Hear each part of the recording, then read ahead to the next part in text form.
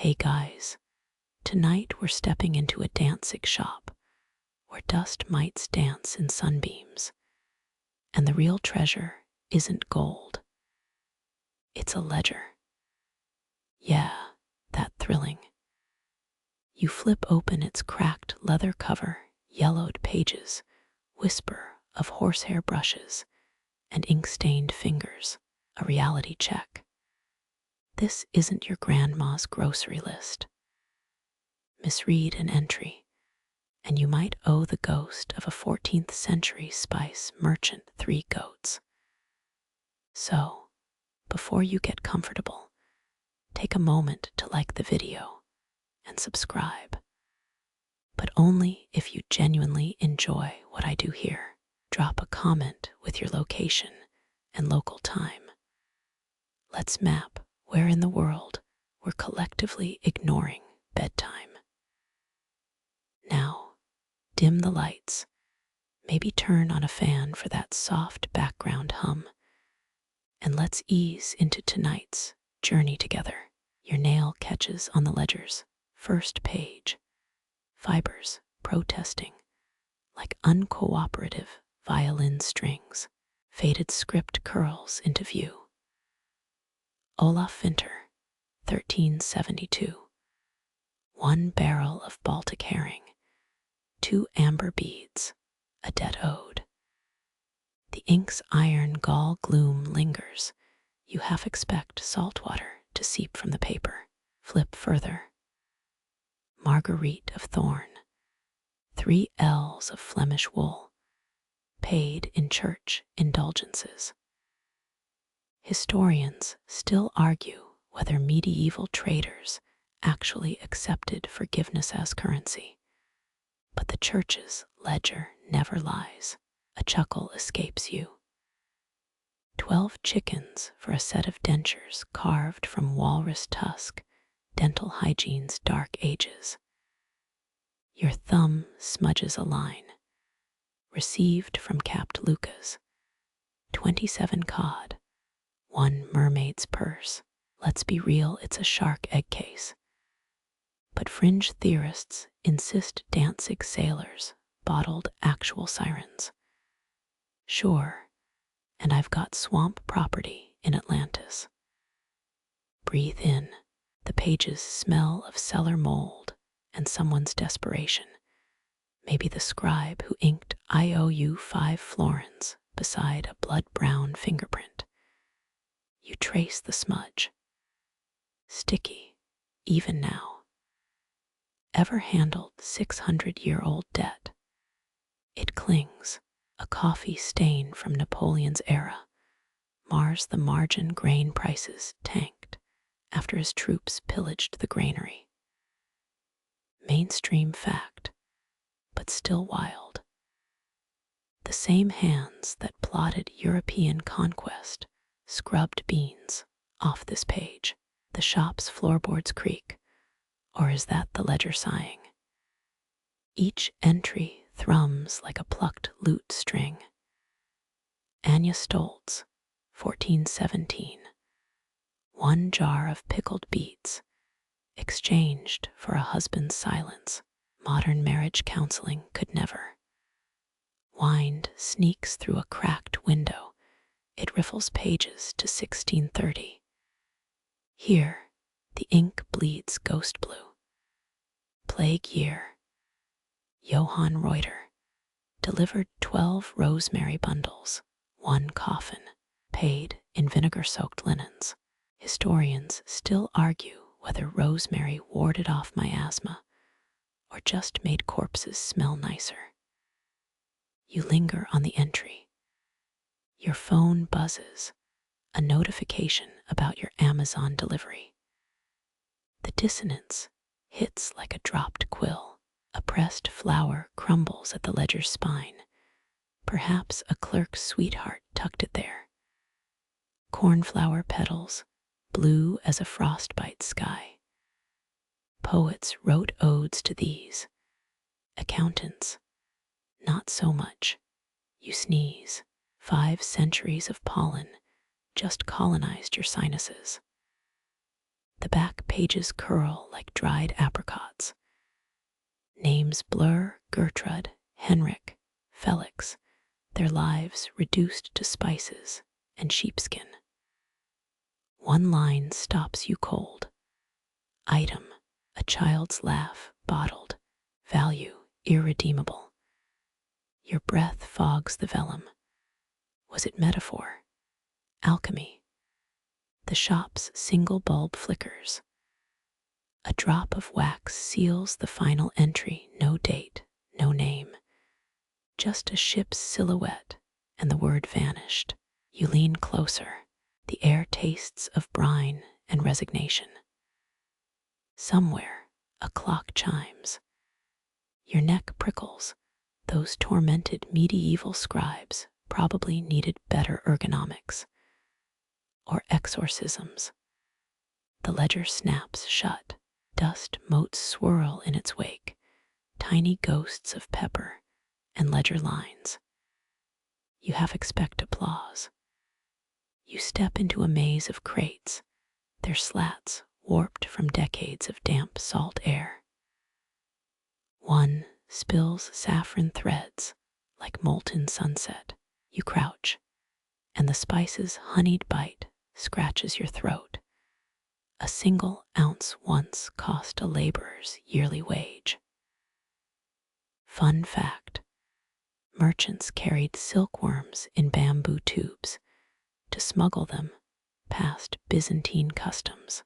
Your fingertips brush a roll of linen nearby, stiff with evaporated sea crystals. It shreds like ancient skin, whispering of Egyptian flax fields drowned by the Nile's fickle floods.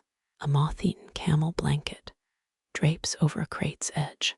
Historians still argue whether the Silk Road spread plague faster than saffron, or just gossip.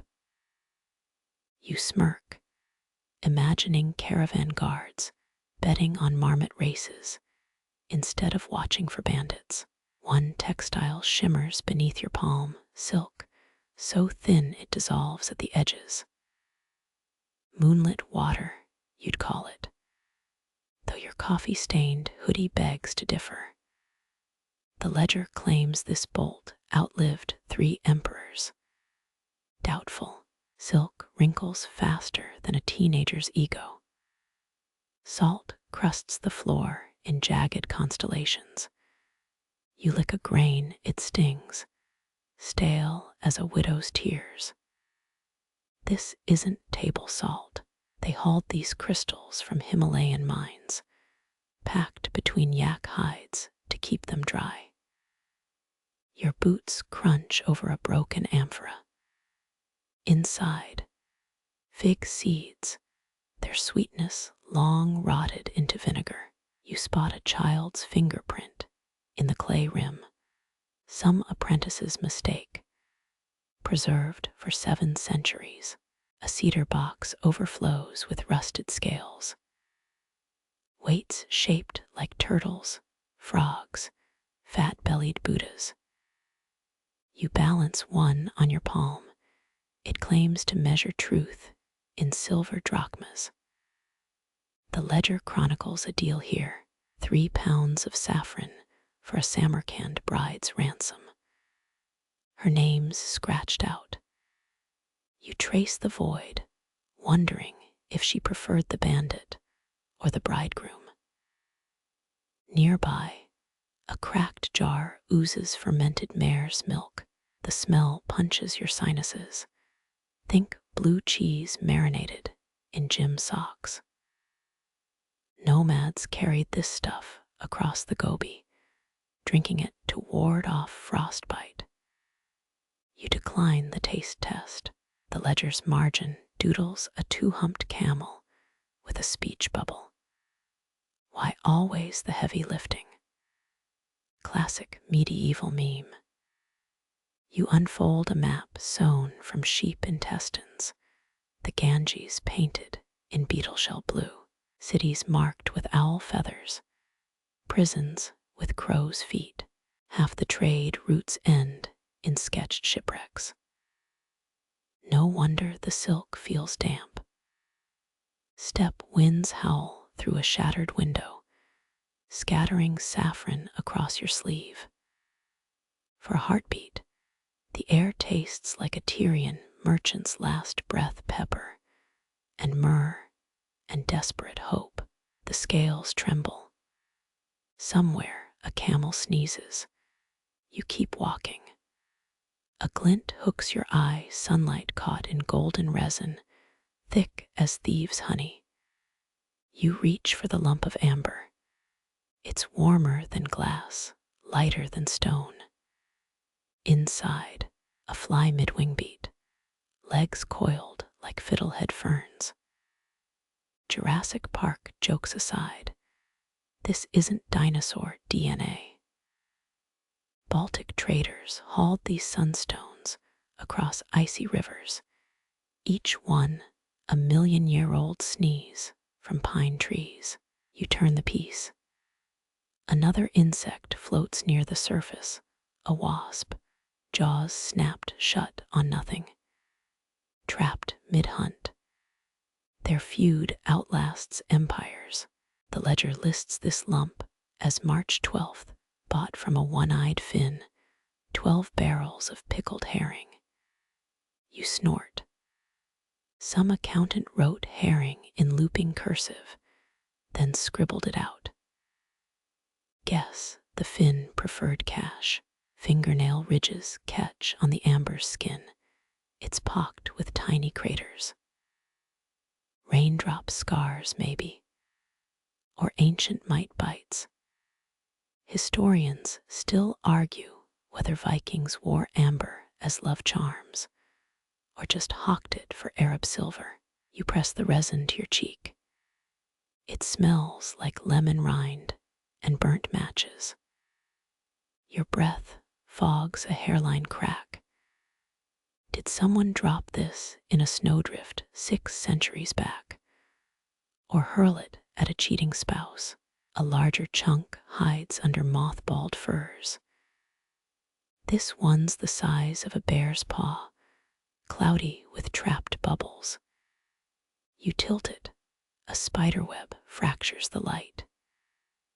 At its center, a single dewdrop, suspended like a diamond in a chandelier, mourning from the Paleolithic, sealed forever. The ledger claims this specimen was found in a mammoth tusk. Unlikely, but the shop reeks of tall tailies. You pocket a tiny amber bead, your guilty souvenir. It thrums against your thigh, fake warm as a lie. Priests once burned powdered amber to cleanse plague air. Didn't work, but hey, at least it smelled better than rotting corpses. A label flutters from the shelf. Warning, not for chewing. See King W. Ladislaw's Dentures, 1432. You picture a medieval monarch, gums glazed in fossilized sap. Nearby, a display case shivers with insectal inmates, beetles frozen mid-mating dance, a moth's antennae grazing a fern that crumbled to dust millennia ago. One piece holds a lizard's toe scales, still iridescent. You half expect it to twitch. Scientists found a feathered dinosaur tail in Burmese amber once. No T-Rex, though. Probably for the best. The ledger coughs up a yarn about Roman generals gifting Cleopatra amber earrings to match her fiery spirit. Total BS. Cleo preferred pearls, but who needs facts when you've got a good sale pitch? You lean closer to a teardrop-shaped piece. Something moves inside. Just dust motes, tricked by flickering light. Or not. Amber's full of ghosts. Your flashlight dies. The room dims, but the amber glows faintly, like coals under ash. Triboelectric effect. Your brain rationalizes. Rubbing resin creates static. Still, your neck prickles. That dewdrop in the mammoth amber. It slides left, a millimeter, maybe. You pocket the piece before logic kicks in. Dawn leaks through dusty windows. The shopkeeper will arrive soon. You place the largest amber chunk back on the shelf. For a breath, your reflection wavers in its depths. Someone else's eyes flash back. A trick of the resin. Obviously, you step away, soles crunching on long dead pine needles. Behind you, the amber's slow pulse fades, but doesn't stop. Sunlight slants across a table, cluttered with scrolls, their edges crisped like skin, left too long at a forge. You uncurl the nearest parchment. Ink bleeds into wormholes, turning rivers into Rorschach blots. 1793, the ledger claims, though Poland sprawls where modern GPS would pin Lithuania. Borders here are suggestions, not laws. Europe's shape shifts more than a spy in a hall of mirrors. Your thumb traces the coast of a vanished kingdom. Cartographers once drew dragons in uncharted waters, but this map, its empty spaces, bristle with tiny excess. Treasure cached here. Someone scrawled in frantic Latin. Historians still argue whether pirate gold funded Napoleon's cannons, or if bored monks invented whole continents between vespers. You lean closer. A coffee stain obscures the key. Classic. Another map crackles open, releasing a whiff of mildew and hubris. This one daubs South America pink, claiming it for a queen who died before the ink dried. The Treaty of Tordesillas split the New World like a birthday cake nobody tasted yet. Spain and Portugal squabbling over slices of maybe. You smirk. Some diplomat probably drew that line after a 3-bottle lunch. A fragment sticks to your palm, Egyptian cotton paper, smoother than a gambler's lie. It charts a coastline that doesn't bend right. Antarctica without ice. The map's date, 1833, chills deeper than its subject. Charles Darwin was mid-voyage then, puking over the HMS Beagle's rails. No way he sent back polar postcards. You squint. Latitude numbers jump like fleas. 60 degrees, then 90. Then here be the ram-headed wind gods in looping Greek. Frayed threads snag your sleeve. A tapestry map of the Silk Road. Wool worn to ghosts. 1 camel caravans embroidered in dung-brown yarn. Clever touch. Realism over glamour. Legends claim Genghis Khan's scouts mapped territories using severed heads as mile markers. Gruesome, but effective. You flick a moth off Sogdiana. Its wings leave gold dust on Samarkand. A child's sketch flutters to the floor, crayon Bulgaria. All wobbly ovals and a stick figure king. His crown's a coffee ring stain. Heartbreaking or hilarious. The ledger lists this between assorted quills and indigo lumps. No price. Some merchant's kid must slipped it in as a joke. 3 centuries later, the punchline's moldy. Your knees protest as you kneel to inspect a nautical chart. Vellum gone tacky, like dried egg white. The ocean's a nest of serpents. Here each scaled coil, labeled tempestas. Sailors swore the Baltic spat up Roman coins during storms. An admiral's note in the margins insists mermaids taste like pickled pork. You file that under facts to unlearn immediately. The quirkiest piece hides in a brass tube, a star map etched on sheep bladder. Sagittarius aims his arrow at a grocery list. Time, saffron, 2 pounds wax, rat traps. Priorities, right. Astronomers in Uruk tracked Venus using cuneiform tablets. But this guy, he multitasked. Recipes and constellations share the same sky. Bet his wife kept confiscating his good parchment. You unroll a ribbon-bound scroll and freeze. The Pacific Northwest floats where Texas should be. Rivers flow uphill. A city named Quivira squats in the Rockies, towers packed with golden chamber pots. Coronado butchered half the Great Plains hunting that myth. He got a rusty helmet and dysentery for his trouble. The map quivers in your grip, water damage, or the ghost of Spanish greed still shuddering. Midnight seeps through the windows. Time to go. You re-roll the charts, but a scrap clings to your thumb, a triangle of papyrus inked with a single word, Atlantis, not Plato's version.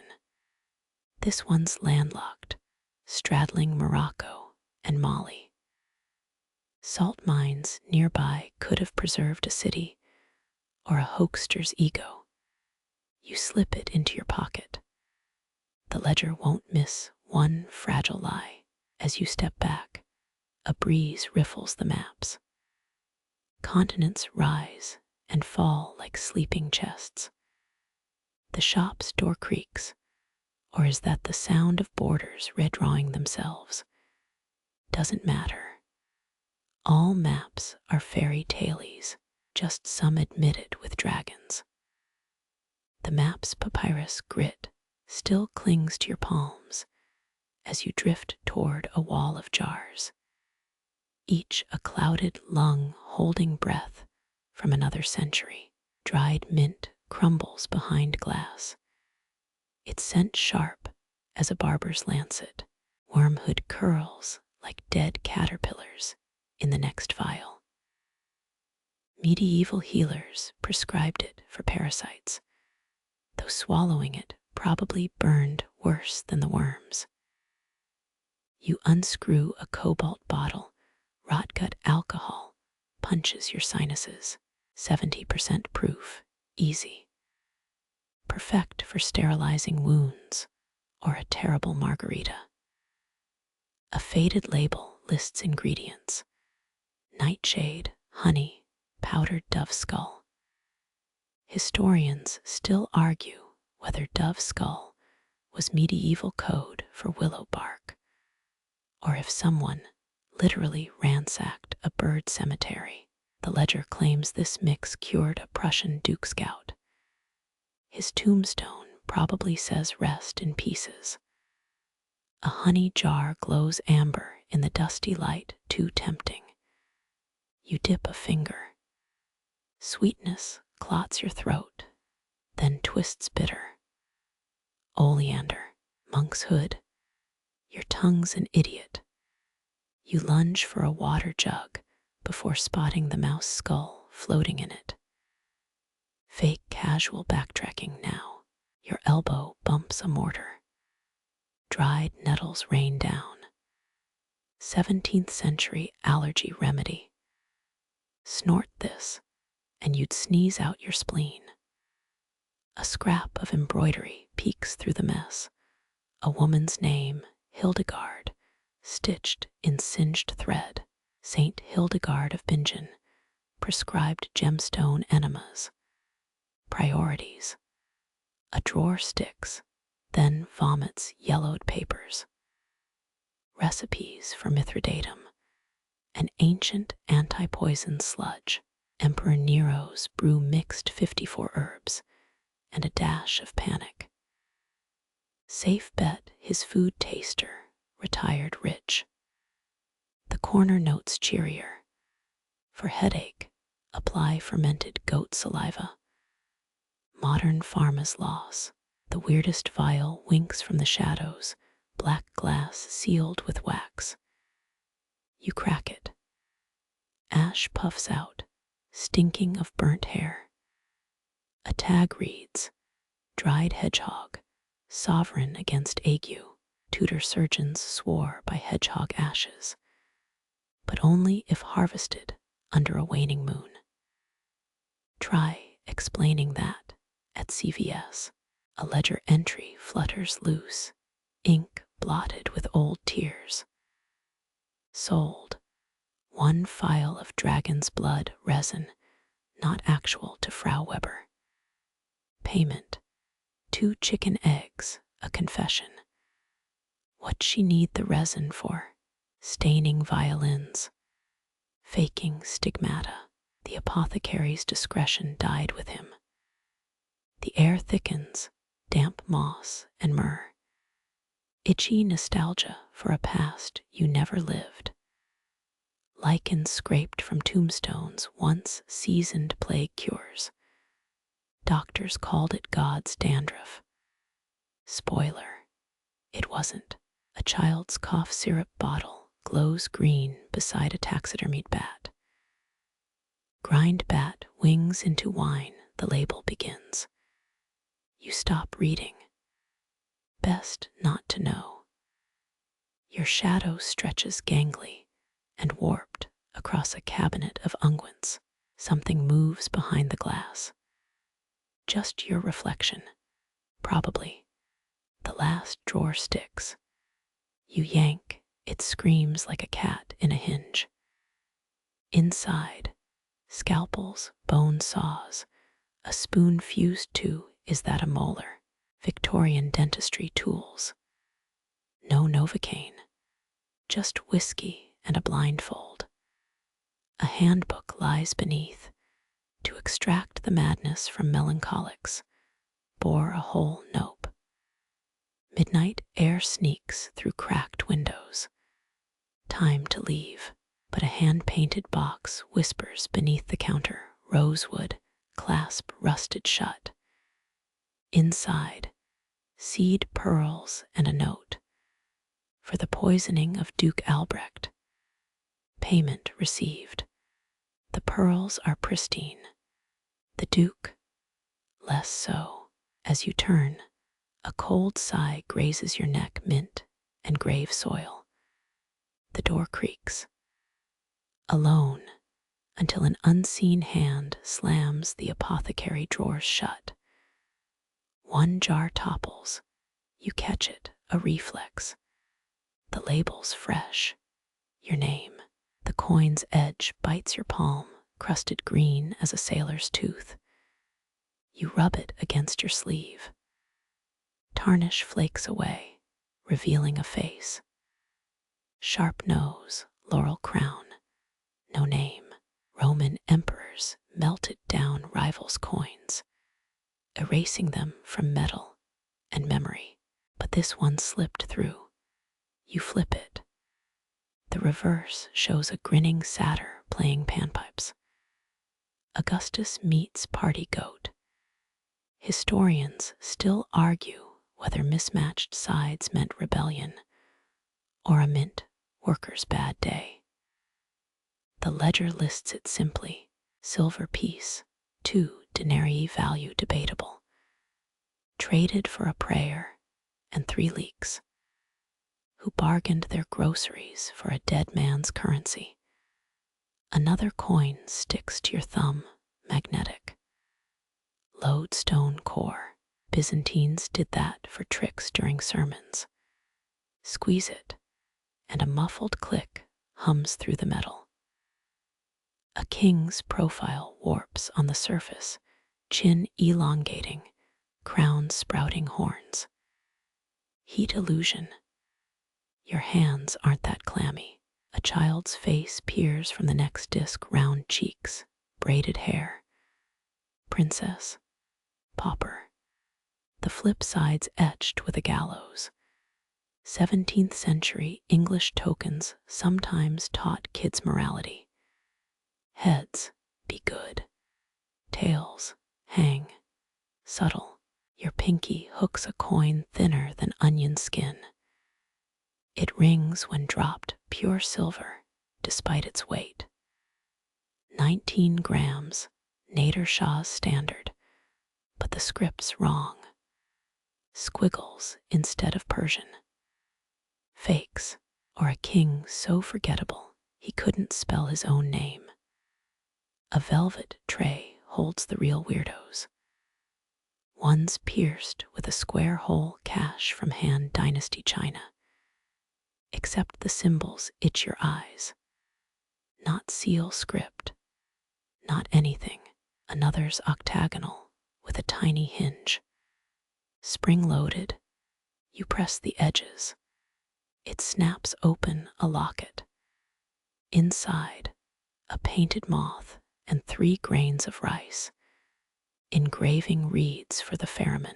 The ledger claims a Calabrian duke minted hollow coins to smuggle poison. His mistress's lips did the rest. You shake a suspect drachma. Nothing rattles. Just your luck, inheriting a currency collection without a single usable lie detector. A gold solidus winks under cobwebs. Emperor Leo VI. Nope. This guy's got a forked beard and crossed eyes. Bulgarian imitation coinage, close enough to spend, not close enough to start wars. Mostly. Your thumb finds a raised scar on one coin's edge. Bite marks. Medieval peasants tested silver purity with teeth. And occasionally witchcraft. Some hid coins in bread loaves to bake out curses. Bon appetit. A shiver slithers down your neck. You spin just the draft, probably. Turn back. The coins have shifted. The locket coins open now, rice grains gone. Your soles crunch on something. Too late, the moth painting flaps its wings. Ink wings. You're hallucinating. Or the shop's messing with you. A denarius rolls off the table, fear left at normal, then hooks right, defying physics, or at least geometry. It circles your boot twice before settling heads up. The emperor's portrait scowls. You owe him an apology, or your soul. The ledger entry hisses under your palm. Acquired. 73 coins, 14 known rulers, 59 liars. Payment. 1 truth regretted. 1 disc feels warmer, a Commodus knockoff with a lion's mane crown. Press it to your ear, distant roar. Heat spreads your earlobes, reddening. You drop it. The coin melts through the table, leaving a molten smirk in the wood. Magic, cheap alloy. Either way, the security deposits toast. Footsteps creak upstairs. You pocket the Byzantine lodestone coin, purely scientific interest, as a tarnished shekel glows. Tetragrammaton script flares on its face. Too holy for your jeans. You leave it. The last coin's blank. Both sides sanded smooth. Renaissance forgers sold these as unfinished masterpieces to suckers. You flick it. Lands upright. Of course. As you retreat, the tray rattles, coins dancing in their slots. A chorus of clinks, like laughter. The locket snaps shut. Rice grains pepper your collar from nowhere. You make a mental note. Never trust loose change. 3 steps from the door, something winks in your periphery. That blank coin's in your shoe now, cold against your arch. A gift, a hitchhiker, you shake it out. It bounces, then rolls back toward the tray. Persistent little ingot. The ledger page rustles on its own. New ink blooms, added, one curious idiot. Payment pending. Dawn bleeds through the windows. Time to go, but the lodestone coin tugs your pocket toward a cracked urn. Inside, more silver and a yellowed molar. You're done here. Outside, the air tastes of rain and relief. Your hands green where you gripped that first coin. The stain won't scrub off. Market bustle swallows you. A vendor shouts prices in zelodies. Your fingers brush the lodestone, still warm. At least you got a souvenir. Palm up, you let sunlight hit the metal. Emperor Forkbeard's face seems to shift, winking. Down the street, a shop sign creaks. Numismatist and psychic readings. Coincidence? Probably. The coin flips a lazy arc before landing tails. Or what passes for tails here? The satyr grins up, panpipes poised. Music tinkles in the wind. Or tinnitus. Hard to tell. Later in the bath, you'll find 3 rice grains stuck to your shoulder blade. Later still, the lodestone will pull your keys into a storm drain. But for now, you slip the coin to a street musician's hat. Let it haunt someone else. His accordion wheezes. The coin levitates and nestles back into your coat. Fine, keep the stupid thing. In your rented room, you empty your pockets. The lodestone, the satyr, the blank, all there. Plus 1 uninvited guest, the child's gallows token. It vibrates faintly. You miss credit cards. Sleep comes in coins. They jingle in your veins. Morning light reveals your palm stains shifted, now a tiny crown. A shopkeeper's receipt, a warning. You pour coffee. The blank coin floats in your mug. Heads up, tails up. Doesn't matter, it sinks. The rag sticks to your fingers, warm as fresh bread. You uncurl your grip. Rust streaks bloom across the linen. Or is that dye? Cochineal red once flowed through this shop, crushed beetles from Mesoamerica, more precious than gold. 16th century Spaniards slaughtered entire villages to control the trade. A vat squats in the corner, iron ribs crusted black. Lean in vinegar, and iron tang sears your nose. Madder root and urine were the usual mix, but this reeks older. Meat left in the sun. The ledger lists this lot as 6 bolts. Cochineal died. Payment rendered in cider and a rooster. Scorch marks blur the next entry. Something about a midnight commission. Your fingers brush a half unrolled bolt. Crimson so deep it hums. Historians still argue whether some medieval blood carpets were dyed with actual battle gore, or just really ambitious bugs. The fibers prickle tiny barbs catching your skin. Persian weavers allegedly cursed rival dyers with poisoned thread. You hope that's a myth. A stain on the workbench pulses, not dried thickening. You dab it with the rag. The warmth spreads up your wrist. Coincidence? Obviously. A ledger note flaps in a draft. Final client requested true Tyrian purple. Denied. Insufficient snails. Royal purple once required boiling 10,000 murex shells for one cloak. Emperor Nero taxed piss collectors for the ammonia. You don't miss ancient Rome. Something glints under the vat, tweezers crusted with scales. Murex fragments. You pocket them. Souvenir or felony. Tourist life.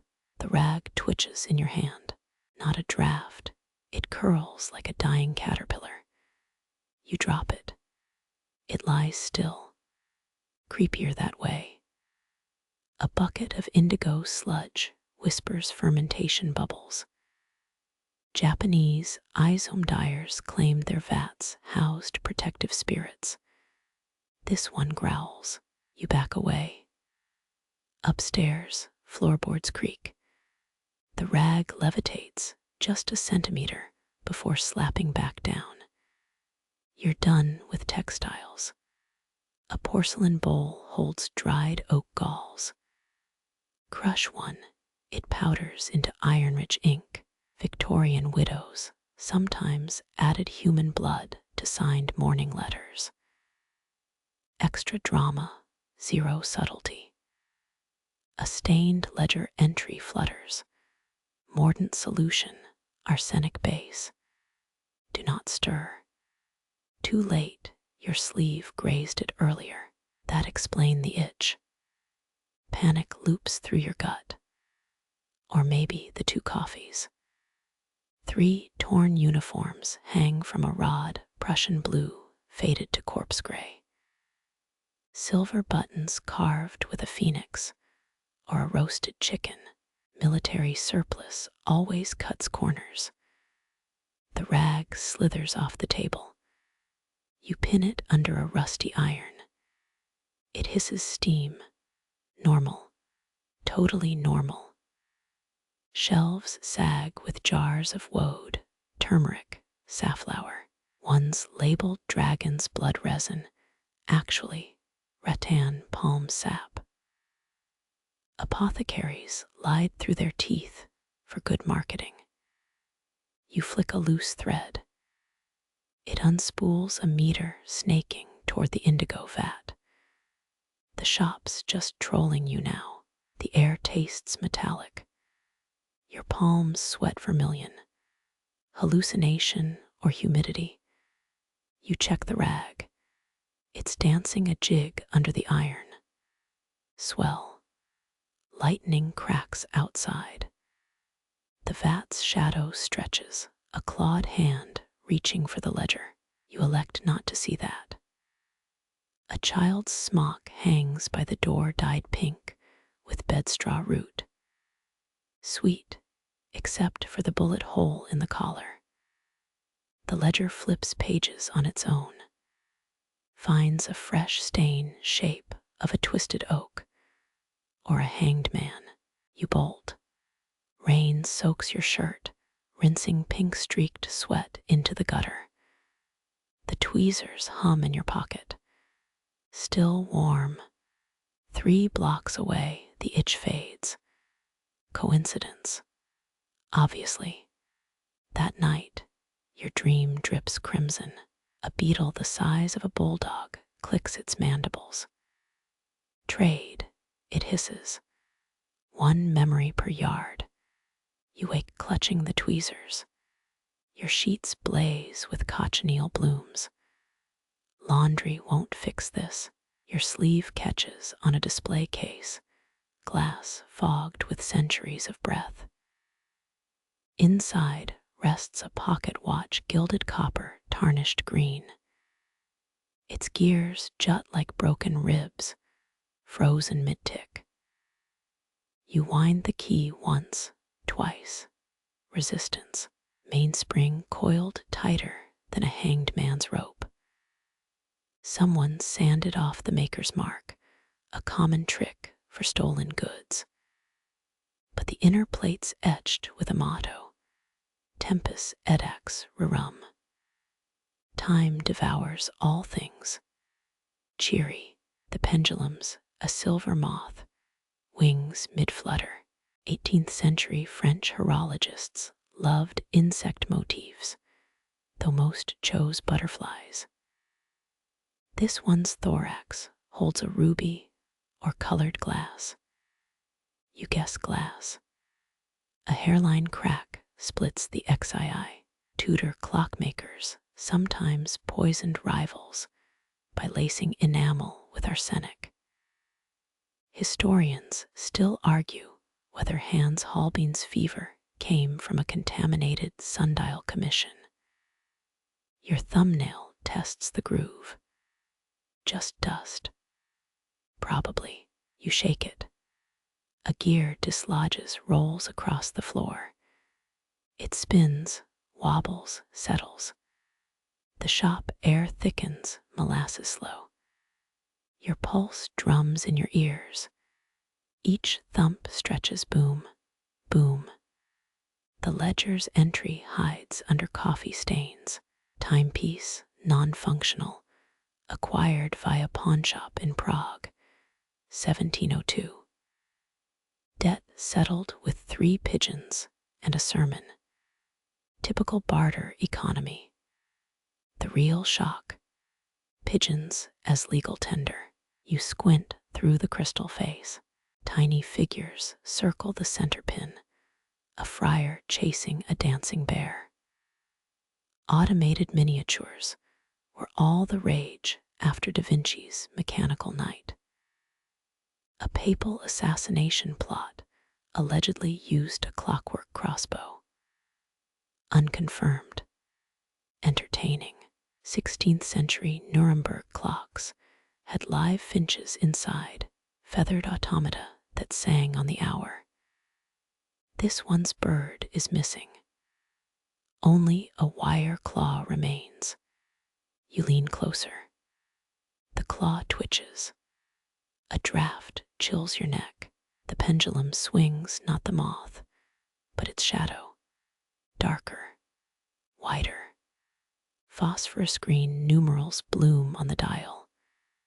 XIV, XVII, XXII. Time's getting creative. Your coffee's steam freezes mid-curl. A fly hangs motionless by the window, wings a stained glass blur. You wave your hand.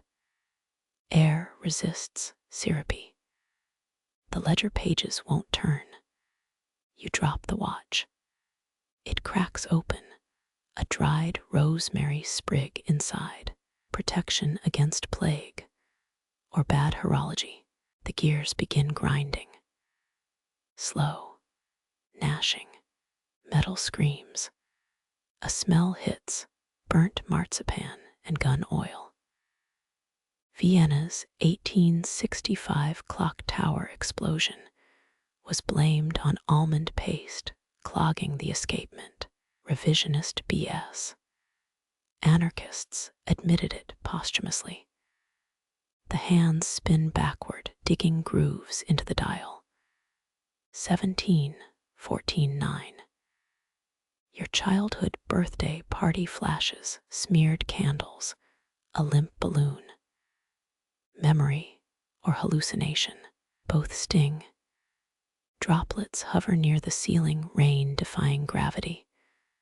One brushes your eyebrow, cold as a glacier's breath. The ledger levitates, opens to a fresh page. Adjustment, 1 minute owed. The watch chimes. Sound doesn't ripple, it splinters. Each note hangs sharp in the air. A key juts from your coat pocket. Not yours. Tarnished. Bone-handled. You insert it. The mechanism purrs, warmth spreading up your arm. Cogs realign. The moth's wings shiver stop. Clock face reset. XII. Normalcy feels like defeat. Floorboards creak. Rain resumes its patter. The fly zips away late for whatever insect's schedule. You exhale. 3 minutes lost or donated. Who's counting? The ledger's new entry glistens. Payment received. 60 seconds of youth. You laugh, nervous, exhausted. Then notice your watch. The second hand now skips every 13th tick. That night, you dream of a moth the size of a month. It gnaws the hands off Big Ben. Breakfast coffee stays hot for 96 minutes. You don't question it. Your boot crunches on cinders near a walnut escritoire. Its drawer spews quills. Crow feathers, mostly. One still holds an ink crust shaped like a comma. You pluck it, the calamus warm as living bone. Ravens carried Norse war messages, their feathers later favored by Tudor spies. That glossy black, perfect for unsigned threats, but this one's tip bends left, a scribe's arthritis fossilized in keratin. A curl of vellum peeks from under the desk. You unroll it. My dearest poisoner, half the letters singed away. The remaining words huddle like survivors. Regret, midnight, arsenic. Ash glues the edges. Victorian lovers used dove quills for proposals, owl for breakup notes.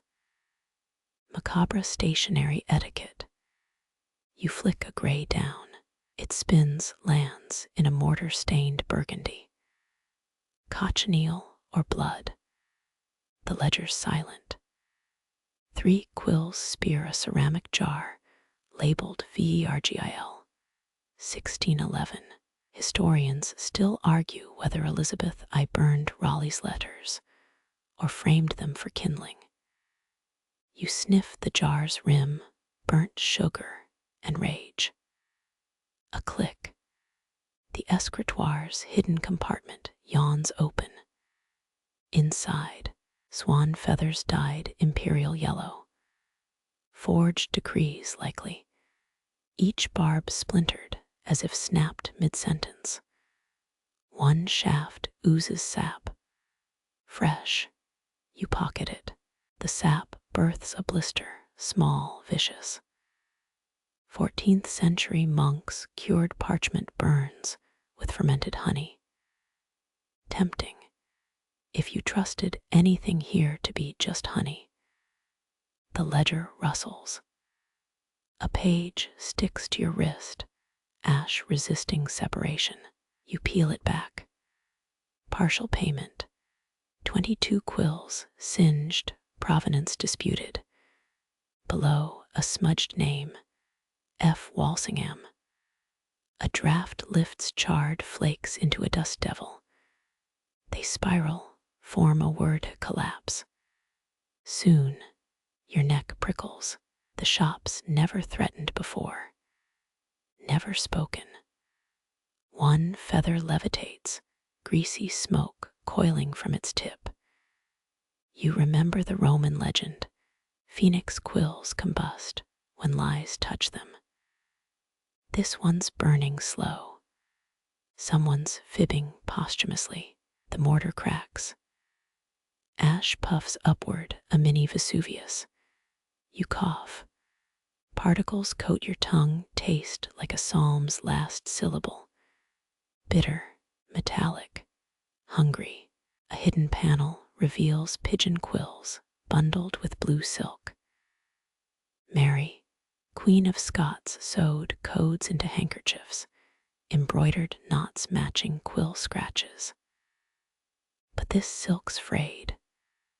No message survives. You snap a quill. The sound echoes. A lute string snapping in 1587. Histories full of bad endings. This drawer reeks of them. Fireplace ashes were once repurposed for ink, medieval recycling at its grittiest. You rub a gray smear between fingers. Gritty, yet iridescent. Ground dragonfly wings, London apothecaries sold worse. The feather in your pocket vibrates, harmless until you notice the steel nib. It's engraving your name on the desk, each letter deeper. Termites pour from the grooves. You Google how to uncurse stationery on muscle memory. No signal, just a sketched rat eating the loading icon. The shop approves. The ledger flips open. Balances settled via escritoire fire. See entry 451. You don't check. Some debts bloom brighter when left alone. Dusk bleeds through the window. The ash pile's gone cold. One quill remains goose, unmarked, pristine. Too innocent. You break it anyway. A dried chamomile bud tumbles out. Sleep well tonight, or else.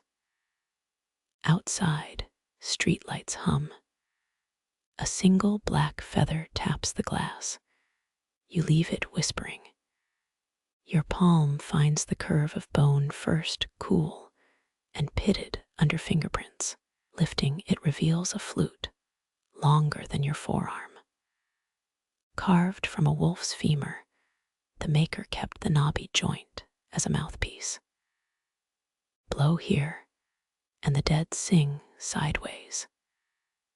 Neanderthals drilled mammoth bones into flutes 30,000 years back. Your 8th grade music teacher probably skipped that lesson. This one's newer. Bronze Age, maybe. Teeth marks groove the shaft, human incisors, by the spacing. Someone tested their bite against history. You press lips to the smooth epiphysis. The note starts thin, a winter wind through bare oaks, then deepens. Vibrations rattle molars. Shadows ripple. For 3 seconds, you're sprinting on 4 legs, snow snapping under paws, blood scent sharp as a knife. Historians still argue whether bone flutes lured prey or mourned it. Your tongue tastes iron. Could be imagination. Could be residue. Siberian shamans once strapped wolf femurs to their legs, danced until the spirits answered. You're just a tourist with dry lips. The second note jolts your diaphragm. Smoke threads from the finger holes, incense or campfire. Pine resin and burnt wool. Your eyes water. Somewhere, a drum syncs with your pulse. 3 beats, then silence. You run a thumb over the fipple. Blades once scraped this clean. Archaeologists found a butchered wolf in Oslo with its femur missing, ritual or lunch. The ledger won't say. The shop's air thickens, peat stink and musk. Predator musk. 3rd breath. The flute's timbre shifts, reedy, desperate. Your spine stiffens. This isn't your lungs pushing wind. Something's pulling it. That open debate about ancient acoustics. Useless now. The walls breathe back. A hum echoes, 8 wolves harmonizing. No, 7. One's voice gurgles wet. Light gutters. Your phone flashlight dies mid-flicker. Darker dark now. The femur warms living temperature. 1384. A French nobleman's journal mentions a wolf whistle summoning hounds from carcasses. You're no noble. The ledger rustles pages, maybe laughing. Stop. The flute sticks to your lips, frozen saliva. No, something holds it there. 4th note shreds your throat. Copper floods your mouth. Shadows congeal, antlered silhouettes, spear tips, a snarl that isn't yours. Your left hand claws the desk, fingernails scoring oak. Ancient wolves stood taller, shoulder high to a man. One skeleton's ribs in Poland held a flint arrowhead. Hunted or hunter? The debate's academic until your veins start humming. That's no metaphor. Bees under skin. Fifth note fractures. Bone splits a hairline crack from fipple to distal end. The vision slams into you. Running, gasping, snow, torchlight. The snap of your own femur breaking. Not your memory. Not your scream. A resin bead drips onto your wrist, hardens instantly. German dig sites found similar beads in wolf bone flutes, lubricant for sliding mouthpieces during rituals. Your jaw unglues. The flute clatters, rolls into a mound of moth-eaten velvet. Silence. Then a whimper. Not yours. The velvet shifts.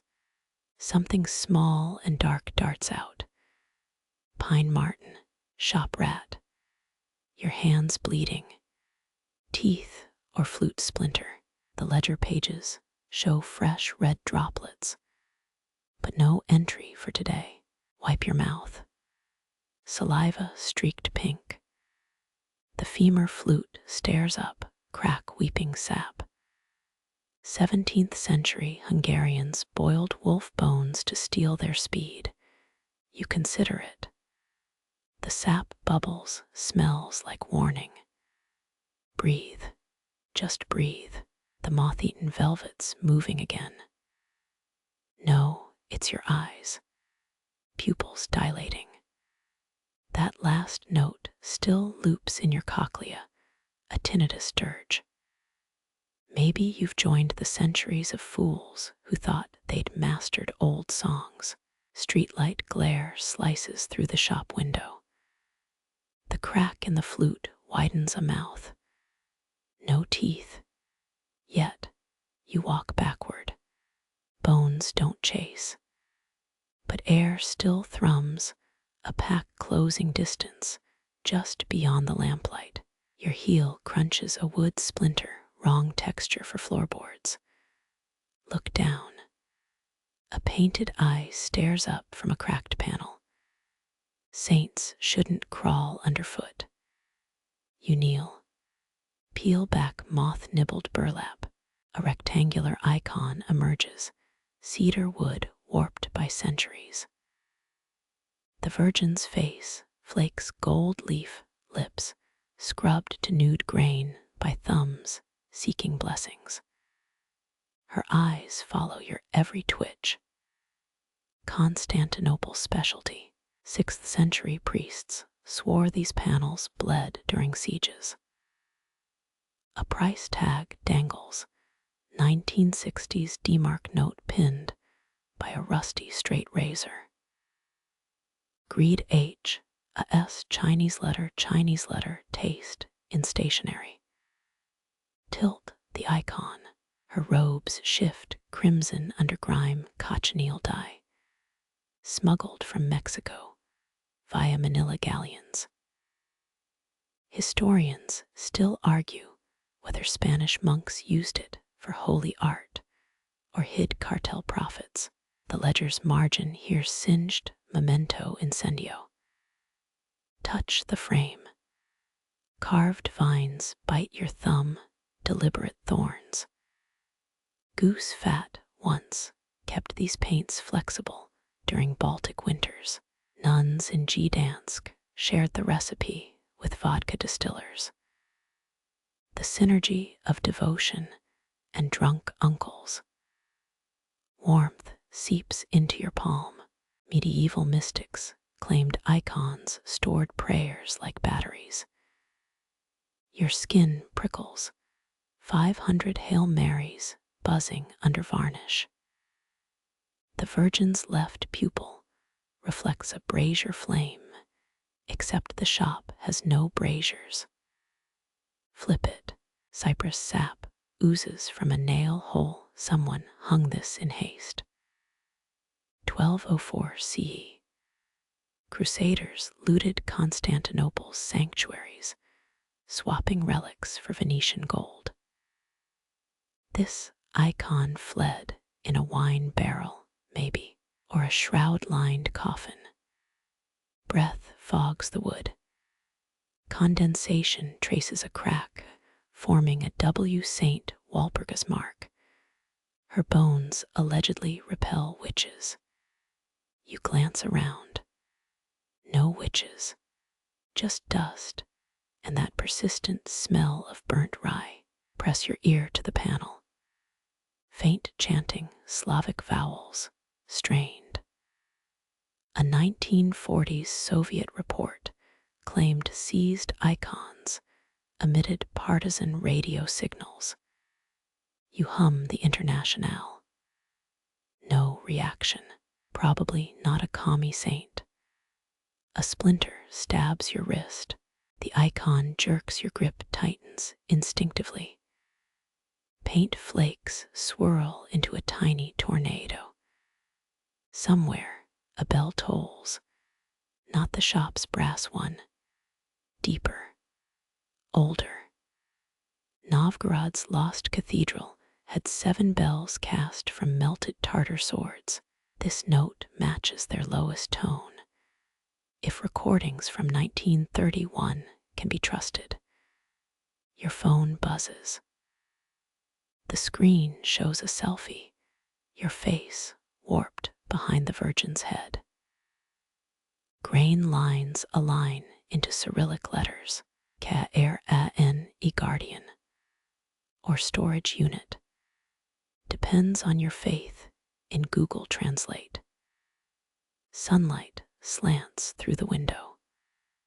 The icon's shadow stretches, elongated arms grasping for your ankles. Ruse artisans soaked panels in Dnieper River mud to age them faster. This one's too heavy for that scam. The wood groans, a damp sound. Cellos rotting in attics. Wipe sweat off your neck. The air sags, humid as a confessional, a 15th century bishop wrote, that haunted icons sweat myrrh. This drips something saltier. Your collar stiffens. Hope it's not tear residue. 3 taps behind you. Turn. Nothing. The icons now warm as flesh. 10th century nuns in Kiev slept with panels under their pillows to conceive. Product reviews were mixed. Lightning cracks outside, silent flash. The Virgin's outline burns onto your retina. Burglars in 1987, Berlin, reported similar afterimages post-heist. 5 still swear they're being followed by glowing grandmothers. The ledger rustles. This page sports a child's doodle stick figure saints hanging from gallows. Cheerful stuff. Your penmanship teacher would have confiscated the crayon. Blink. The icons gaze now points left. Track it shelves of lockets, then a cobwebbed saint finger bone. Coincidence. Wood warps. Paint shifts. Totally normal. Rub your eyes. Now she's side-eyeing you. Normal's off the table. A floorboard creaks, not your foot. The shadow stretches again, reaching the exit. Eastern Orthodox tradition says leaving an icon face down traps its spirit. You weigh the options. Flip it and risk demonic hitchhickers. Leave it and resent the passive-aggressive judgment. Streetlights flicker on. The Virgin's golden halo dims to street puddle orange. Somewhere, a marketplace crumbles. Somewhere, a thief crosses himself. Your hand hesitates, devotion or guilt. The ledger doesn't care. It just licks your indecision, page by page. Your fingers still hum from the icon's phantom pulse, but the ledger tugs you toward a dented tin. Green patina crawls across its lid like mold on fruit. You pry it open. Inside, black leaves curled into talons, smelling of burnt sugar and wet slate. Gyokuro tea plucked from Japanese cliffs, where typhoons claw soil into the sea. Records say Edo-era farmers tied themselves to shrubs to harvest during monsoons. OSHA violations, truly. Breathe in. The scent sharpens, ozone after lightning. Your tongue tingles preemptively.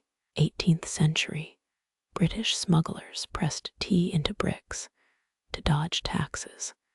Some sailors chewed them like tobacco. You half expect this tin to hide a caffeinated Blackbeard. Steam rises as you pour hot water, leaves unfurl into emerald sea serpents. First sip floods your mouth with brine and iron. Uji plantations near Kyoto still use ash-fertilized soil from Mount Asama's 1783 eruption. Historians still argue whether volcanic minerals cause that metallic tang, or if it's just rust leaching from old tins. The second sip bites. Flavors split. Rain-soaked pine, then smoke. Your vision blurs, not from steam, a flash of swaying lanterns. Blue Norin curtains snapping in gales. The 1854 Ansei Nankai quake triggered a tsunami that drowned tea warehouses. But this brew tastes like the storm before the wave. A leaf sticks to your mug's rim. Fish scales glint in its veins. Perry's 1853 expedition demanded Japan open ports. Sailors traded Connecticut pocket watches for powdered green tea. Later tests found seaweed mixed in half the crates. Your gut says this batch stayed pure, maybe. Lightning flickers outside, silent again. The liquid mirrors the window's electric veins. You count Mississippi style. The thunder arrives as a low growl in your molars. 1945, Hiroshima survivors described tea leaves in wreckage, steaming long after the blast. Heat ghosts, they called them. Set the mug down. Your palms leave fog prints on the ledger. Dutch traders initially marketed matcha as Chinese spinach powder to avoid tariffs. Hilariously, it worked until someone tried frying it with butter. The shop's air thickens, storm pressure, or caffeine jitters. 3 leaves settle at the bottom. They form a kanji, or a Rorschach test. Chinese letter, storm, or a bird with broken wings. Depends how deep into the tin you are. A drop spills. It beads on the page, blurring an entry. Transferred from Nagasaki, 1946. Post-war chaos turned tea into currency. A kilo could rent a rickshaw for a week. You dab the stain. The paper crumbles, revealing older text beneath. Plundered from Joseon royal warehouses, 1598. Hideyoshi's invasions, samurai stuffing saddlebags with Korean tea sets. Recycling history's husk. The room darkens. Your mug's dregs swirl counterclockwise. Typhoons obey the Coriolis effect, but this miniature vortex spins the wrong way for the northern hemisphere. A prank, a flaw in the glaze. You poke it. The liquid stills, then erupts in a tiny geyser. Empress Meiji's meteorologists blamed 1896's typhoon deaths on cold brewed too weak. They weren't wrong. Wind howls through a chimney you've never noticed. The tin vibrates, screws loosening. You tighten the lid. Too late. A leaf escapes, skittering across the desk. It crumbles at the ledger's edge. 1670s London. Entrepreneurs sold Tempest. Tea-claiming leaves danced when storms neared. Gullible aristocrats paid in gold guineas. The scam dissolved once English weather did its thing. Your ears pop. Air pressure nosedives. The bruised surface mimics satellite footage of a cyclone. Cloud arms spiraling toward calm eyes. Siphon off a spoonful, and the storm reforms. Kyoto's tea masters warn never to drink Gyokuro past midnight. It's 11:58 p.m. One last gulp. Adrenaline spikes, not caffeine. Your nerves map the storm's path. Okinawa to Hokkaido. Phantom rain branding coastlines. Historians still argue whether the 1778 Great Tenmei famine started with crop failure or a priest's curse on greedy tea merchants. The tin sits empty now, but the tempest brews on behind your ribs. The storm in your ribs quiets as your hand brushes a velvet tray, its nap worn smooth by desperate fingers. Lockets glint like misplaced coins. Each oval face holds a stranger's miniature. A woman in a starched collar, a boy clutching a wooden horse, a sailor squinting at some distant horizon. Their painted eyes follow you, not accusing, but pleading. You lift the sailor's locket. A hairline crack splits his face, rough seas, or rougher handling. The chain slithers through your grip, colder than silver ought to be. Historians note Victorian widows wore lockets stuffed with hair. You half expect tufts to spill out. Instead, a faint scent escapes. Lavender. Gunpowder. A hairpin lies nearby, oxidized bronze, tapered to a pick. You jab the clasp. Click, nothing. Try twisting. The mechanism grinds like a ship's rusted winch. 18th century spies hid ciphers in locket compartments. Mary Bowser, a black Union informant, smuggled Confederate troop maps in her necklace during the Civil War. This one's stubbornness suggests either genius craftsmanship or empty hands. You shake it. A tinny rattle, maybe a pebble, maybe a tooth. The boy's locket feels lighter. His portrait wavers under your thumb. Napoleon reportedly gifted Josephine a locket with his portrait and a spring-loaded blade. Romantic. You press the boy's chin, no blade, just flaking paint. Air hisses through the shop's floorboards. The sailor's locket swings pendulum-like. Its chain snags on a drawer handle. Yanking free, you spot etchings, coordinates. 59 degrees 56 N, 10 degrees 45 E. Oslo's latitude during WWII. Norwegian resistance fighters used jewelry to microfilm Nazi troop movements. Quirky detail. One agent encoded messages in faux Hallmark stamps, tiny, runes only a mycologist could decipher. The woman's locket warms as you rub it. Friction or phantom body heat. Historians still argue whether 19th century mourning lockets contained ashes or powdered opium. Her pupils seem to dilate. You press the catch stiff. A mantle clock chimes. 11 years haunting antique fairs taught you never to force a locket. They open when they want to. The hairpin bends. Your thumbnail splits.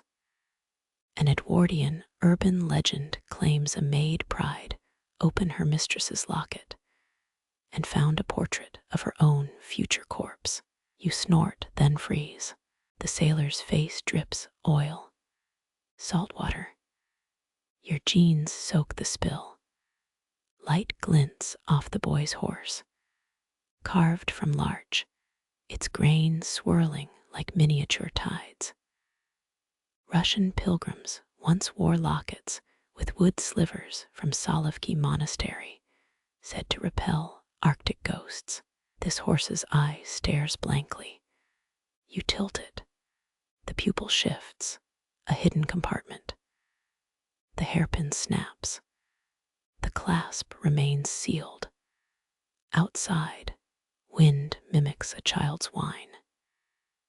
In 1922, Tutankhamun's tomb held a locket with a single strand of Queen Ankhesenamun's hair, now lost.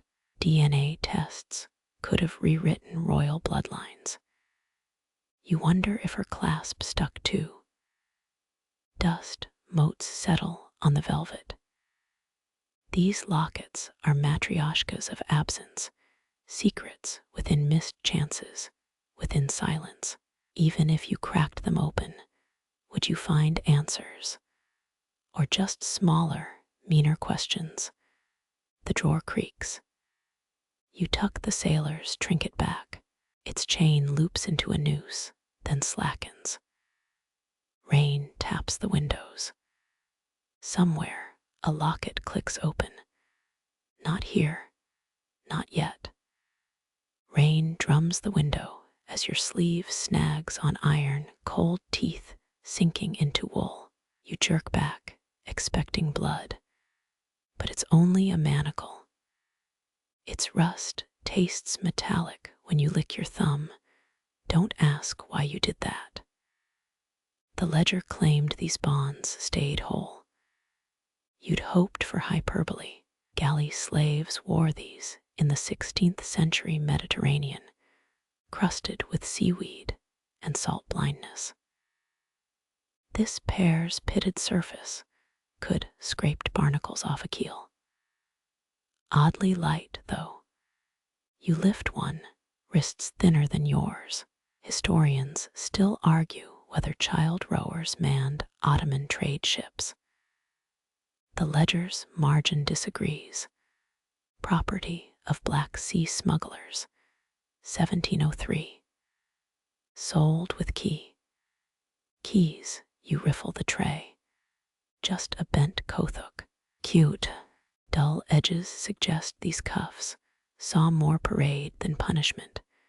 Viking thralls once wore gilded chains to showcase their owner's wealth. Rust flakes pepper your palm.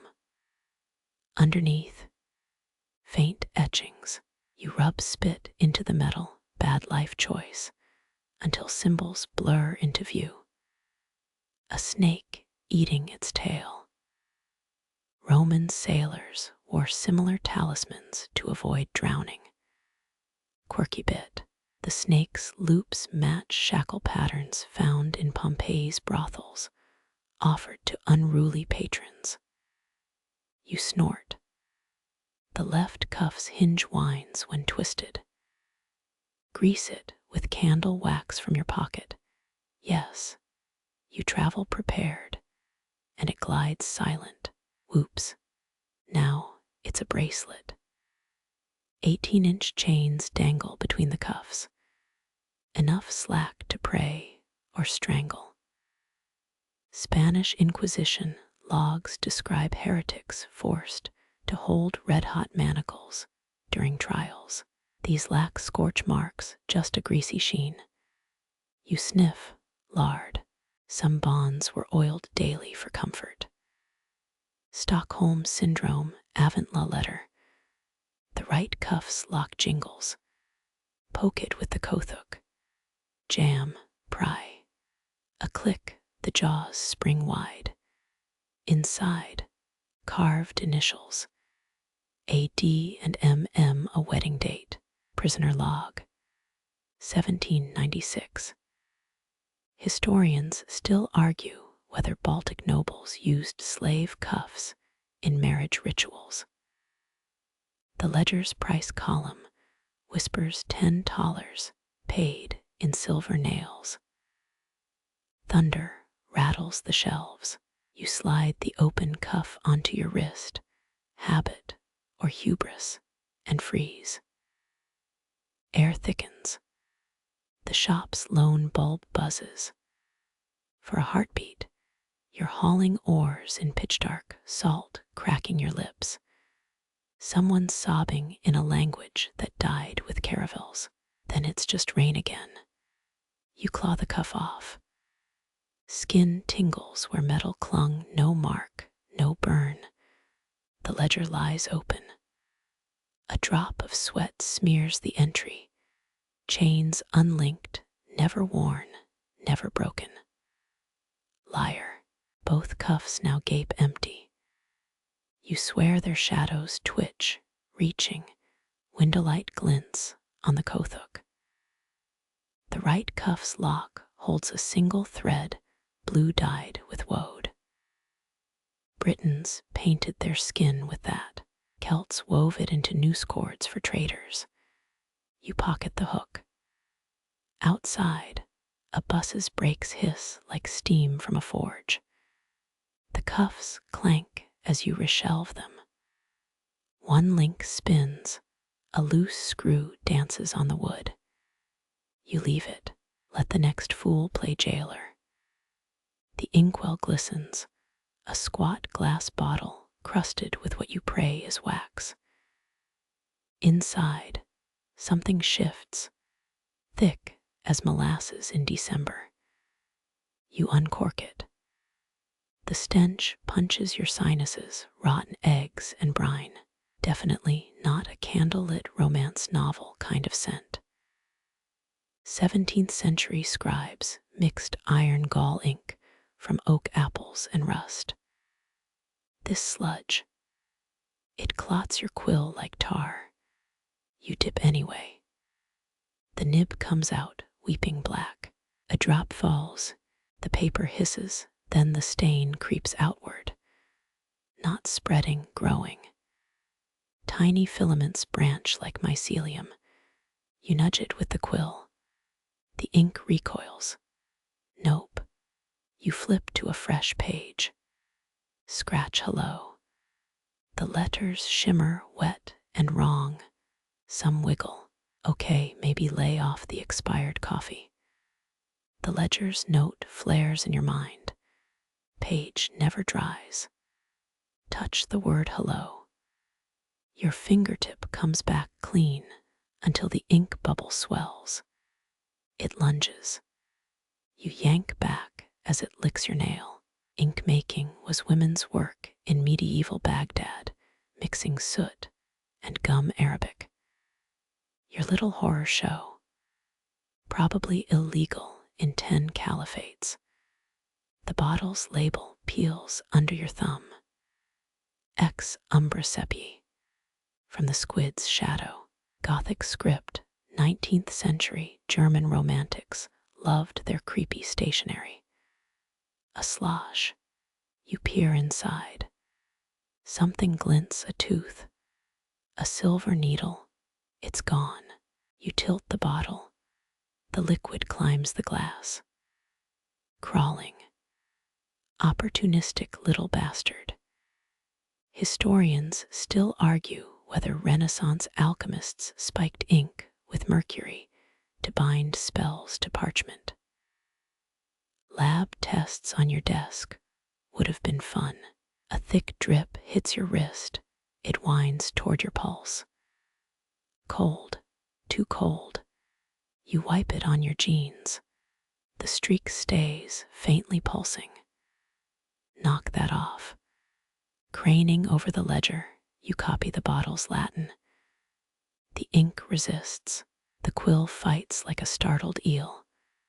When you press harder, the page tears. The split edges weep black. Subtle, napkin, receipt. You scribble help on a gum wrapper. The ink ignores it, rolls into a bead and drops. Splat. A micro puddle forms under your chair. It hums. Vampire squid ink contains light-producing bacteria. They eject clouds to blind predators.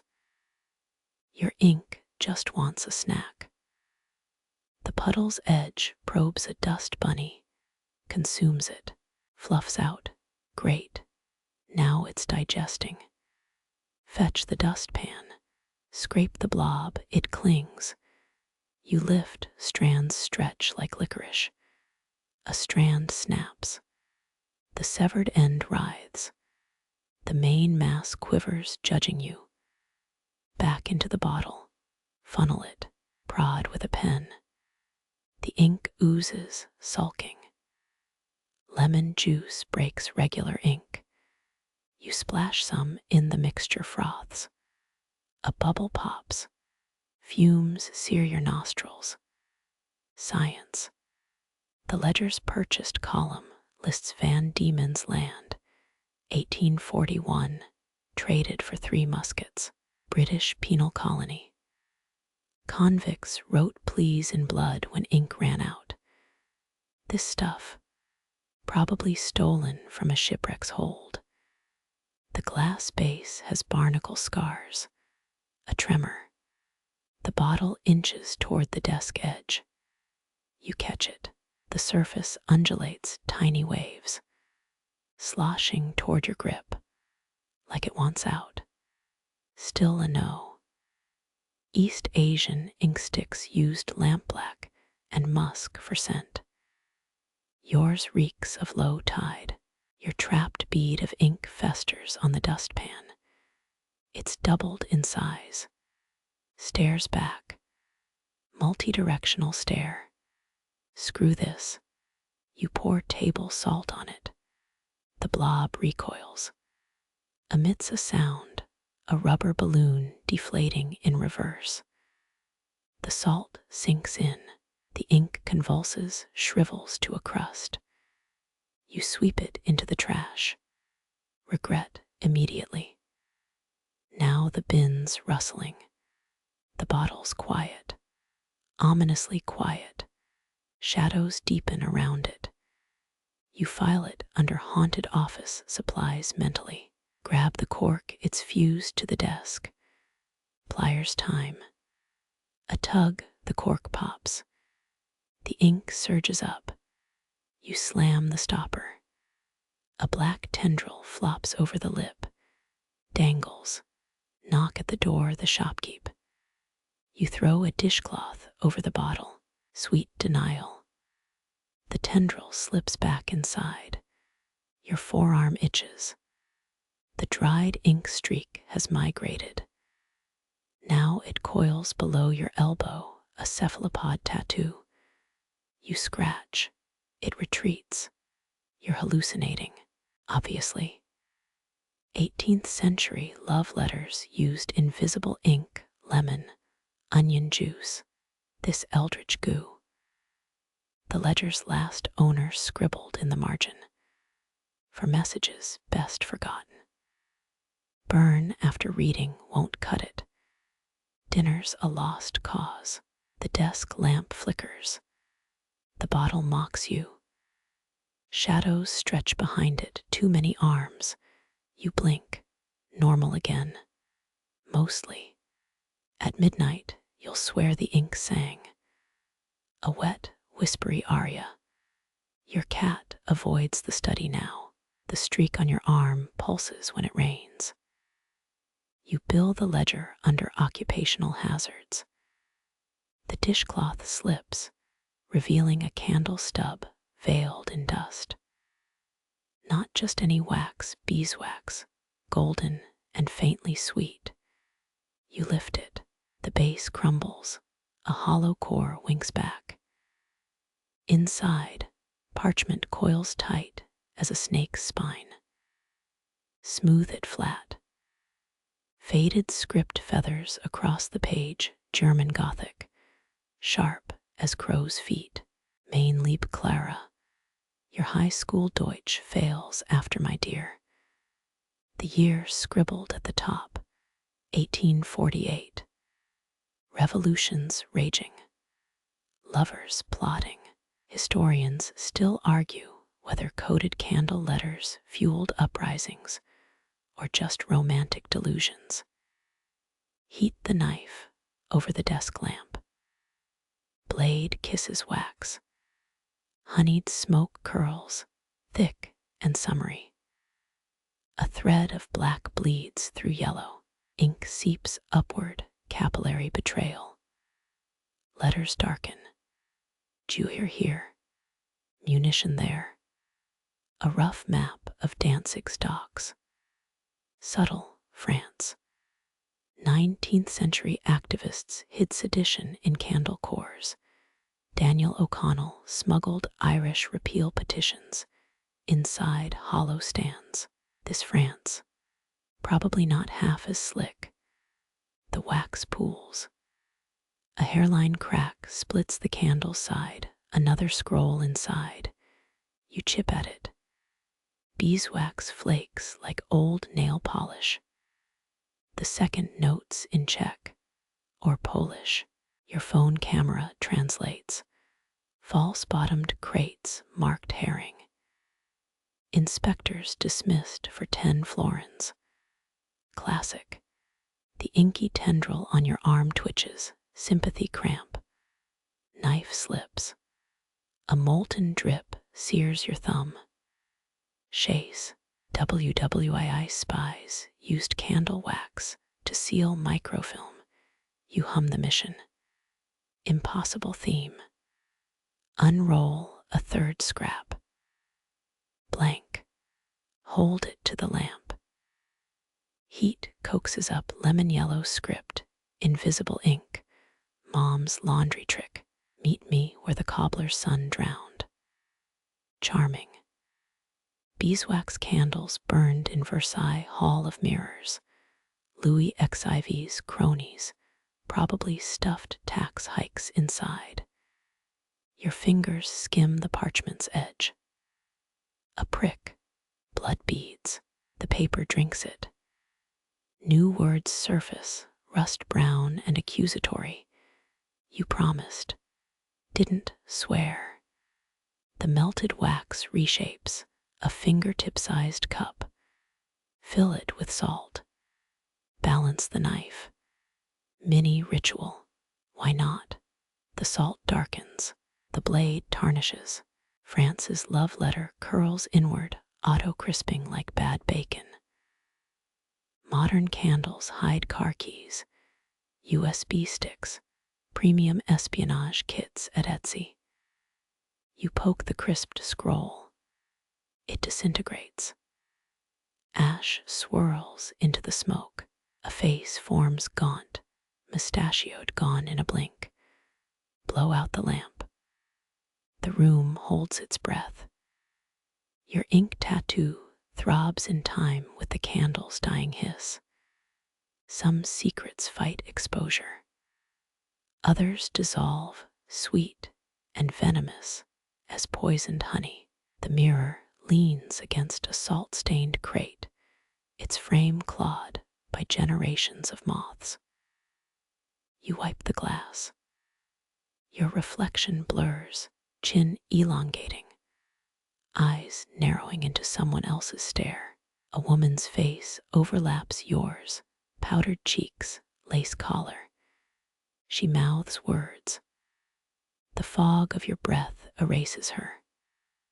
Posture straightens on instinct. That's Versailles corridor posture. 18th century aristocrats practiced mirror glances like duelists. Marie Antoinette's maître de toilette earned more than her generals. Your shoulders slump. The woman reappears, now scowling.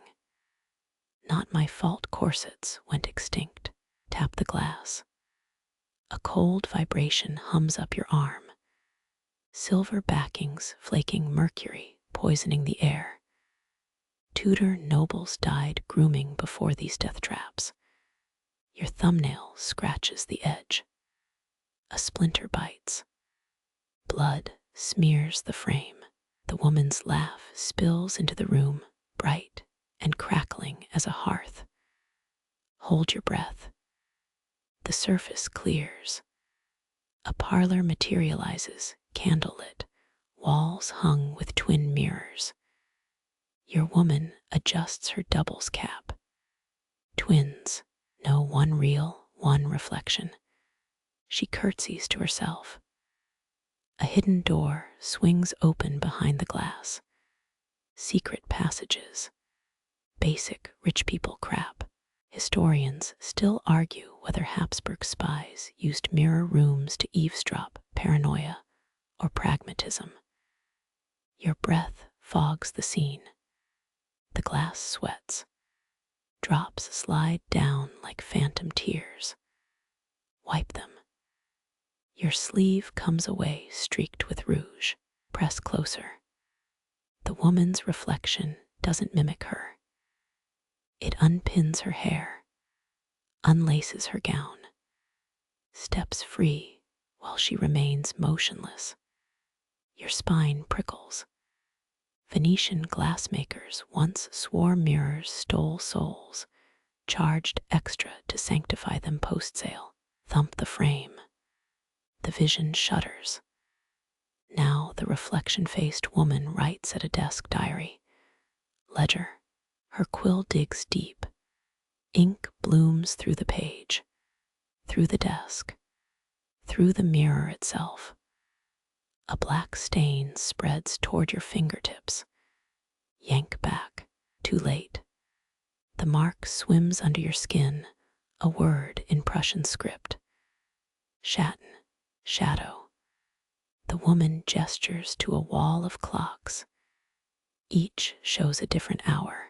She points to noon, points to you, points upward. My ceiling's asbestos tile, not helpful. The glass fades to your own face pale, daubed with rouge. Ghost giggles echo from the crate. Nudge the mirror sideways. A hairline crack splits the scene. The woman fractures into 6 distorted selves. Each peels away like onion skin. In the center, a child's face surfaces, grinning, missing teeth. Their breath fogs the glass in a perfect circle, right with your fingertip. The child scribbles back, Lijais. Google it later. Pocket the phone.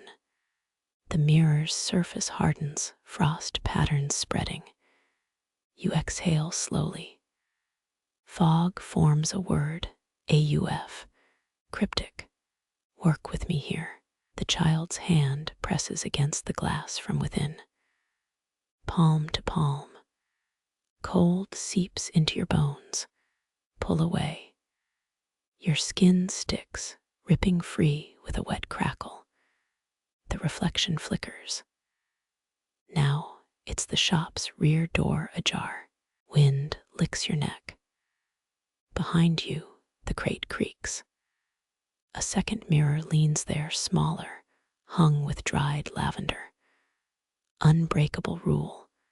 Never stand between facing mirrors. Infinite selves could eat your hours. Step left. The glass cracks anyway. 1,000 splintered hues wave in unison, some smeared with rouge, some clutching quills, one blotched with ink. Beeswax candles gutter in non-existent wind. The child's laugh loops like a broken music box. Your reflection winks, then stills. Just you now. Just sweat on your collar. Just glass. The ledger pages flutter behind you. The ledger's pages settle as you face the loom. Its skeleton sags like a starved beast. Warp threads dangle, some snapped, others clutching rusty heddles. You brush a finger along the half-finished cloth. Patterns flirt at the edges, geometric serpents, crimson tulips, tides frozen mid-crash. A loose thread sways, irresistible as a hangnail. Tug it. The room gasps. Frayed ends race through the weave, each unraveling a scene. A woman's hands carding wool under a soot-stained window. A market stall piled with indigo for tinctoria, Persian blue cheaper than emeralds. A child's first knot, clumsy, praised, preserved behind glass for centuries. Historians still argue whether the Carolingian textile fragments depict saints or just bad embroidery. You snort. The vision ripples. Pull harder. Now it's 1801. Lion looms clatter like teeth. Joseph Marie Jacquard demonstrates his punch card invention. Men throw wooden sabots into the gears, mechanization's a threat to calloused hands. The cloth bleeds sideways into something older. A Mayan weaver chews psilocybin mushrooms. Her fingers move guided by the divine spider. Quirky, sure, but glyphs show she wove prophecies into headdresses, toxic dyes hinting at wars yet unfought. The thread burns. You drop it. The loom shudders. The cloth reknits, showing your own face in thread. Hair as tangled as a Viking woolen sock. Flattering. Pass. Pluck a different strand, slick as horsehair. The scene sprouts sails. A Hanseatic cog hauling Flemish broadcloth to Novgorod. Storms shred the canvas. Sailors curse in Low German. You catch the phrase dreckige Pfannkuchen, greasy pancakes. Figures. Another tug. Now it's domestic. A Tudor housewife unpicking gold thread from church vestments. Henry VII's men at the door. Silk purloined, history rewritten. The golds respun into a merchant's gaudy hose. Irony dies broke. Your thumb finds a knot, throbbing like a pulse. Undo it. Lice scatter. A Napoleonic soldier's greatcoat disintegrates. Threads repurpose. French wool becomes a Prussian infant's swaddle. Wars pivot on a spindle. You glance at the ledger. It flips to a blood-inked entry, one soldier's coat unraveled. Payment, 20 years of gout. The air sours. Rotting flax, a severed thread coils on the floor, smoldering. Stomp it. Embers spit Ottoman sigils. Saddle Huruk excavations found woven reed maps. They disintegrated upon contact with polyester gloves. Archaeologists wept into their Ziploc bags. Crouch. Study the loom's underbelly. A shuttlecock's wedged there, carved with a name. Thais of Thessalonica. Flip it. Stole my best azure, curse her. Personal gripes outlast empires. Wind threads around your wrist gentle. The cloth tightens. Now you're not just seeing, you're in the weave. A dark ages scriptorium. Monks spin parchment from lamb's wool vellum. Their quills scratch hymns, each letter a tiny chain stitch. A nun's alto hums the Gelino psalms. You reach for her spindle. The thread snaps. Back in the shop. Sweat beads. The loom's teeth gape wider. Tug 3 threads in unison, chaos cheat code. The fabric spasms, scenes overlap, a shroud of Turin carbon dating debacle. A CEO's tie, screen printed with his DNA. A silkworm's filament stretched between satellites. Too much. The loom groans, woodworms flee. Threads lash your ankles. Pull tighter, your eye level with a half-woven chrysalis.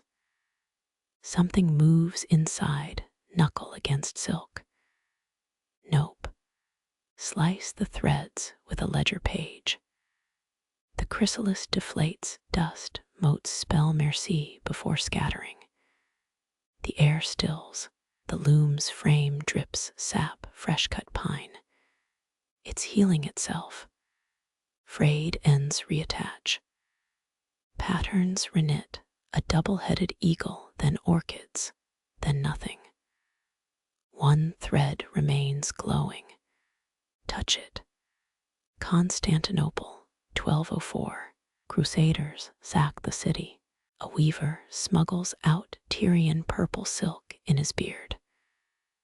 Survives on rainwater and rage. Establishes a workshop in Nicosia. Threads dyed with murex and crushed hope. The ledger whispers, crimson cheaper than humanely possible. You release the thread. It loops into a noose, a Manchester factory owner's neck. Karma's got a bobbin.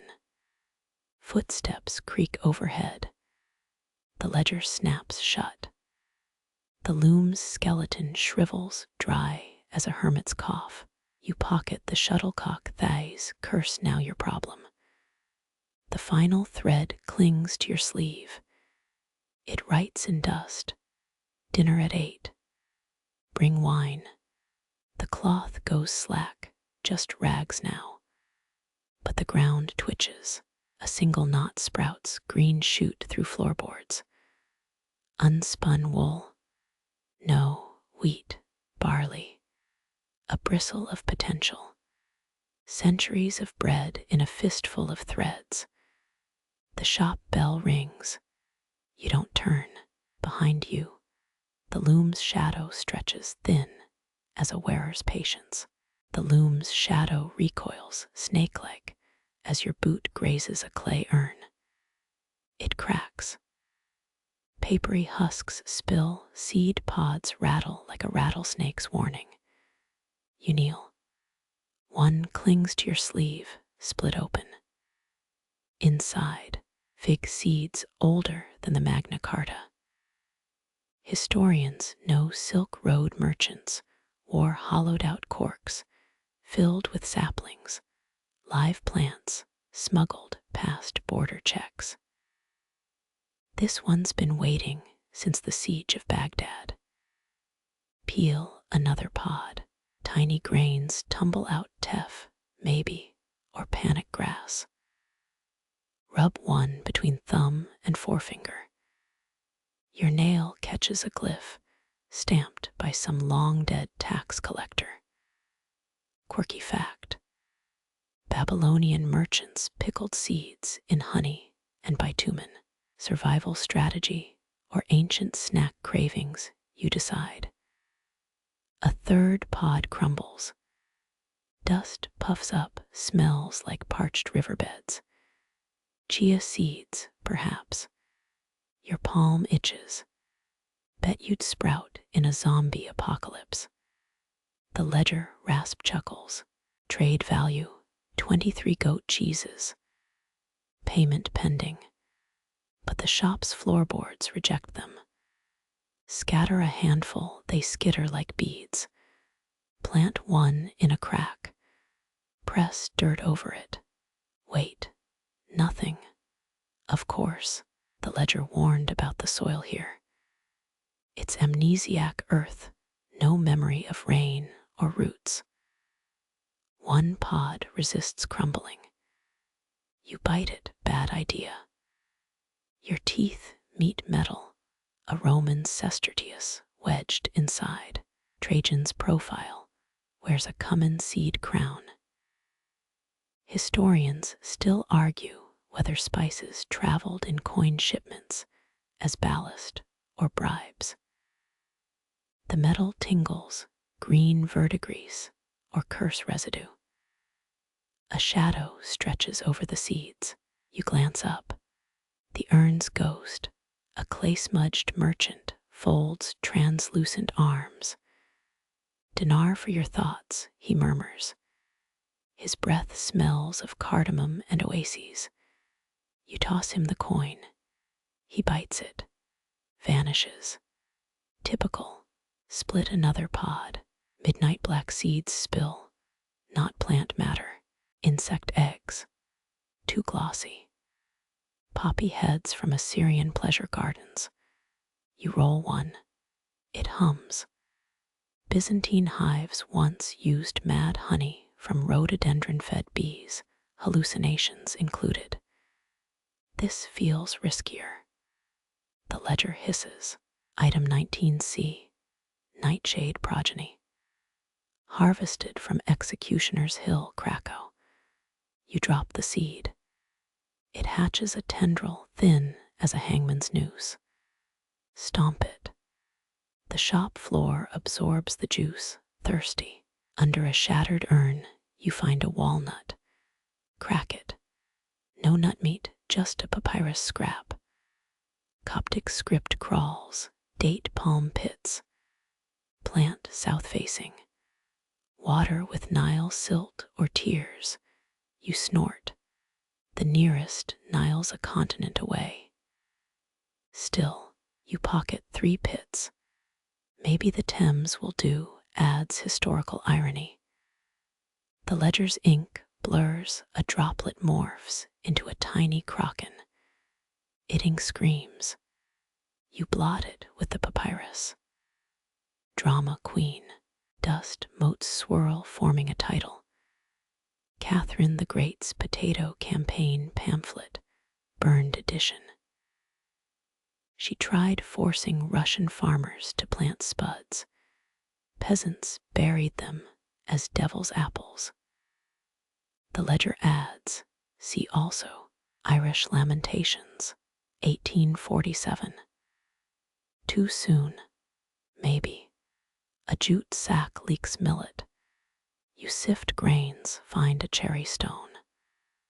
Versailles head gardener hid Japanese cherry pits in Louis XIV's wig. Quirky, absolutely. The trees dyed French soil resented the syntax.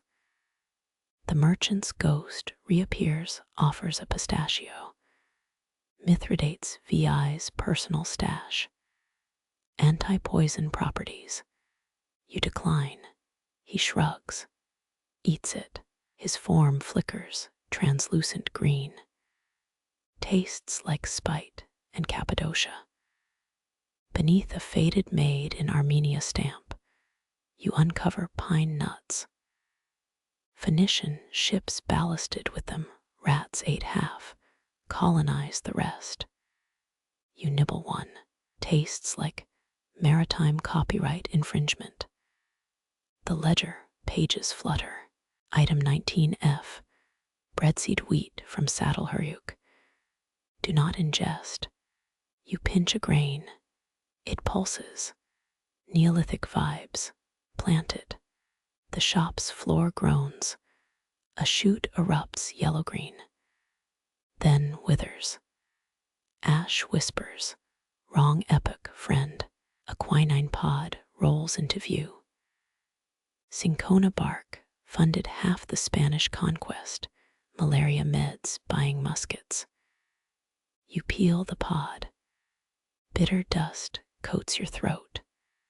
The merchant ghost fake coughs. Conquistador flu.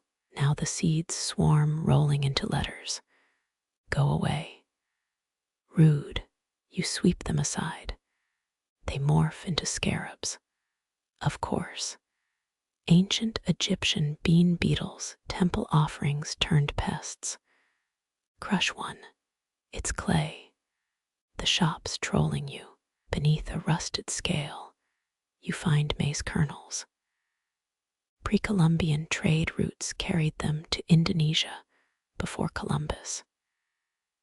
Historians still argue whether Polynesian sailors or rogue monsoons spread them. You balance one on the scale. It outweighs an iron weight. Magic or mold? The ghost merchant whispers, try planting that one. You glare. He dissolves into dandelion fluff. Fine. Bury the kernel. The floor shudders. A stalk rockets up. Ears burst open, release not corn, but locusts. Paper locusts. They flutter to the ledger. Chew the word prophet. Enough. You sweep seeds into a sack. Husks rustle like old vows. The largest pod remains, carved with Li Qingyuan's face, the 256-year-old herbalist. Rumor says he buried immortality seeds in fake graves. Crack it. Empty. Of course. The ledger snaps, shut your cue. As you turn, a vine snakes around your ankle. It's sprouting from the Nile pit. Leaves form a riddle. What's never planted but always sown? You answer, regret. The vine retreats. Overhead, the bell jangles. Behind you, seeds skitter into new words. Next time, bring better soil. A single sprout twitches, then collapses into ink. The merchant's laugh floats from the ledger. You pocket the Judas seed, just in case.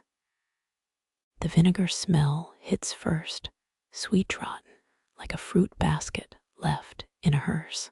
You follow it to a cask, stashed behind moth-eaten tapestries. Its iron bands weep rust tears. Press your ear to the wood. A gurgle answers, the last gasp of wine turned backstabber. Tap the cask with a knuckle. A hollow thunk vibrates through your bones. Munich's Royal Brewery mishap of 1723 comes to mind. 300 barrels spoiled when a cellar flooded with sewer water. Kings do love their tragic vintages. You pry the bung loose. Fumes punch your sinuses, part fermented grape, part betrayal. Dip a finger. Taste. It puckers your tongue like a bad breakup. Left on the altar were we. The ledger belches a vinegar-scented yes. Wipe your hand on a dust curtain. It stiffens offended. Nearby, a pewter goblet lies dented. Pour a splash. The liquid crawls up the rim, defying gravity. Martha's Vineyard in 1642 reported devil's drink that scaled church walls. You wonder if this inspired the tale. A label peels under your thumb. Für den König, 1709. Below, a hand-scrawled addendum. Und sen untruhen Hund, for the king and his disloyal dogs. Ouch. Petty, your kind of vibe. The ghost arrives mid-sip, robes stained Merlot purple. Brewer or royal poison tester. Hard to tell. He wrings translucent hands. It was perfect until the storm. His wail rattles cask hoops. The Danube rose, the cellar's ock. You nod. Flooded fermentations ruined more than Bavarian pride. 16th century Antwerp brewers slept in cellars to guard against moon-guided tides. quirky, dedicated, both. The ghost weeps into his spectral beard.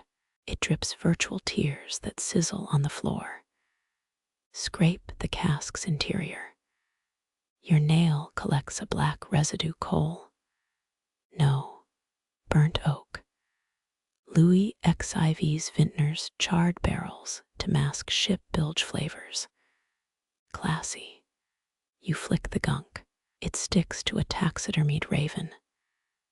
Now it's got a villain goatee. The brewer's ghost offers a tasting note. Notes of regret, with hints of exiled courtiers. Dramatic. You counter. Mostly tastes like my ex's perfume. He fades, offended by your pedestrian palate. A cork bobs in the vinegar. Fish it out. Carved initials. GFH Georg Friedrich Handel. Unlikely. But the great composer did auction 12 medicinal wine casks in 1741. Historians still argue whether his Messiah royalties funded a vineyard or just more wigs. You sniff the cork, catches fire, blow it out. Overhead, rafter bats squeak laughter. The ledger sighs. Item 20A. Irony aged 20 years. Flammable. Beneath the cask, a barrel stave lies splintered. Inset in the wood, a child's tooth. Tudor brewers believed kids' teeth warded off souring. Did it work? The vinegar argues no. You pocket the tooth. For science, the brewer rematerializes, offers a clay cup. Final batch. For bravery, you eye the murky liquid. Bravery or botulism? He shrugs, drink. It coats your throat like liquefied horseradish. Your eyes water. The ghost grins. Still kickin', eh? Suddenly, music.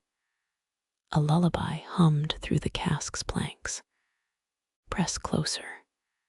Vivaldi's Winter, but backwards. The 1709 Great Frost wrecked Europe's vineyards, and apparently their playlists. Your breath fogs in the air, unseasonably cold.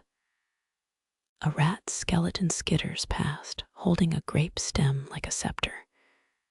King of the ruined cellar. You salute. He crumbles. All hail. The brewer gestures to a sticky puddle. Make a wish. You hesitate. Toss in a button. It sinks, then floats up as a copper ducat.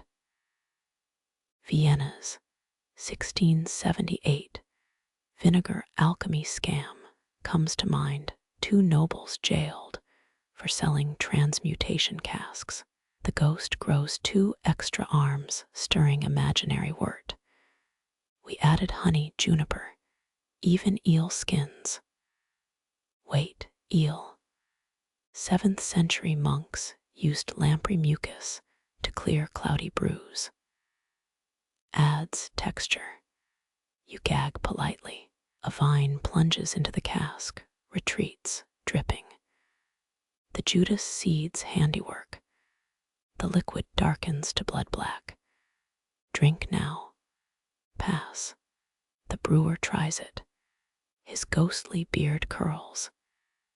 NEEDS Chinese letter cinnamon. Sunlight slants through a cracked window, hitting the vinegar pool. Colors bloom. Sapphire, then crimson. Newton's optic brews redux.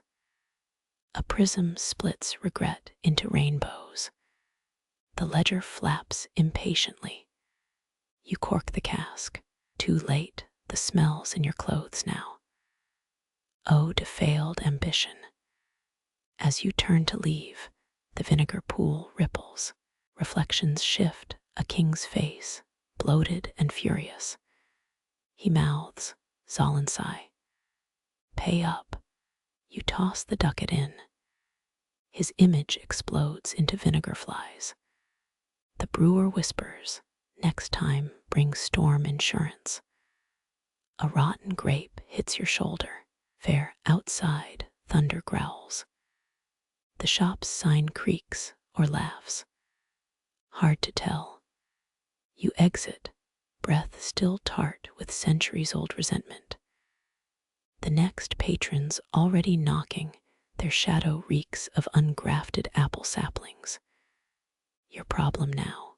Rain hits the cobblestones outside, each drop hissing like a tiny kraken. You round a corner piled with warped driftwood. There, tusks, 3 of them, yellowed as a pianist's neglected keys, narwhal horns, their spirals tight as screw threads. One leans against a taxidermied walrus, its glass eyes judging your ignorance. You run a palm down the longest tusk. Cold seeps through your skin, Arctic ice trapped in dentin. Medieval kings once paid castles for these, called them unicorn horns, crushed them into powders to neutralize poison. Never mind that Henry VII still died spewing curses and pus. A price tag dangles, stained with brine, 999 marks. No lowballs. We know what we've got. You snort. In 1587, a Prague apothecary traded 7 acres for a tusk guaranteed to detect arsenic. Spoiler, it didn't. Tap the tusk with a coin. It hums, a whale's song filtered through centuries of salt. Your teeth vibrate. Some Inuk hunter once stood on flow-edge ice, harpoon steady. Now his pride and prey decorates a Danzig pawnshop. Karma's a sled dog that bites its own tail. Fingernail a groove near the base. Dried blood, no lichen. Viking traders wrapped tusks in kelp to keep them fresh. By the time they reached Paris, the seaweed crust hid hairline cracks. Early returns policy scammers. The shortest tusk bears a carving cross-hatched lines. Squint, a wailing scene, or maybe a bar graph of bad decisions. Under a brass lamp, the marks shimmer. Walrus ivory, whalebone. Historians still argue whether the Oseberg ship's carvings depict narwhals or artistically confused eels. Breathe deep. The air tastes like low tide and regret. Remember those pickled herrings from Section 5. Wear gloves next time. A shadow spills across the tusks, stretching them into prison bars. You spin. Just the shop cat herding dust bunnies. She's unimpressed by your pulse rate. Find anything? She seems to ask. Drop a sardine from your pocket. Bribery works wonders. The middle tusk feels lighter. Hollow, rotated. A seam glints, someone sawed it open and resealed with fish glue. Peer inside. A scroll. No, a whalebone corset stay. Trompe l'oil within trompe l'oil. Mutant nesting, doll vibes. Scrape glue residue with a thumbnail. It smells of ambergris, vomit transformed by sun, and sea into perfume gold. Fun fact, Charles II floated ambergris in his tea. Priorities. The walrus sneezes, allergy to its own existence. A label under its flipper reads bearing 1711. Slightly used. 2/3 of its whiskers are horsehair. Taxidermy's a lie we all agree to believe. Lean in. might scuttle inside the narwhal tusk's pulp cavity. Carry on, tiny squatters. We're all just renting calcium deposits. The ledger flaps open nearby, pages settling like falling snow. Item 21C, dental records of the damned, contains multitudes. You cough. Searot spores. Worse, ground mummy powder. Victorian dentists used it for enamel revitalization. Spoiler again, it didn't. Wind howls through a cracked window. The tusks moan, three-part dissonant harmony. Cover your ears. Ancient melodies aren't meant for modern eardrums. The cat bats at the hollow tusk. It rolls, crushing a dried seahorse. Apologies to whatever ecosystem that came from. Fish glue oozes. Lick it. Don't. 10th century Norse texts warn of bone sap fever. You're adventurous, not stupid. Stroking the largest tusk, you imagine its journey fjord to market, traded for iron nails, traded again for silk. Coffin nails for a dynasty, silk for a shroud. Commerce is just polite grave robbing. A bead of moisture trails down the ivory. Salt water, grease. The walrus weeps glycerin tears. Walk away. Some sorrows outlive their owners. As you retreat, the shortest tusk trembles. A sound like creaking rigging follows. The shop's walls exhale, or maybe it's the sea, patient and perpetual, reclaiming its debt. You back away from the weeping walrus, its glycerin tears pooling like cheap liquor. Your elbow bumps something leather-bound and unrepentant. A codex leans crooked on a shelf, its brass clasps crusted green. Touch one. It snaps shut, a crab defending its shell. Clever girl or paranoid? Peel the cover back. Vellum pages reek of mildew and poor choices. 19th century doctors bound patient notes in human skin, call it dermatological karma. This feels hairless. Small mercies. Flip past illuminations of bloated sea beasts. One margin sports a knife gash. Turns out the Leningrad Codex doubled as a 14th century cutting board. Priorities. A stained corner depicts Saint Nicholas punching a heretic. Feast your eyes on the original aggressive outreach program. Fingernail a page corner.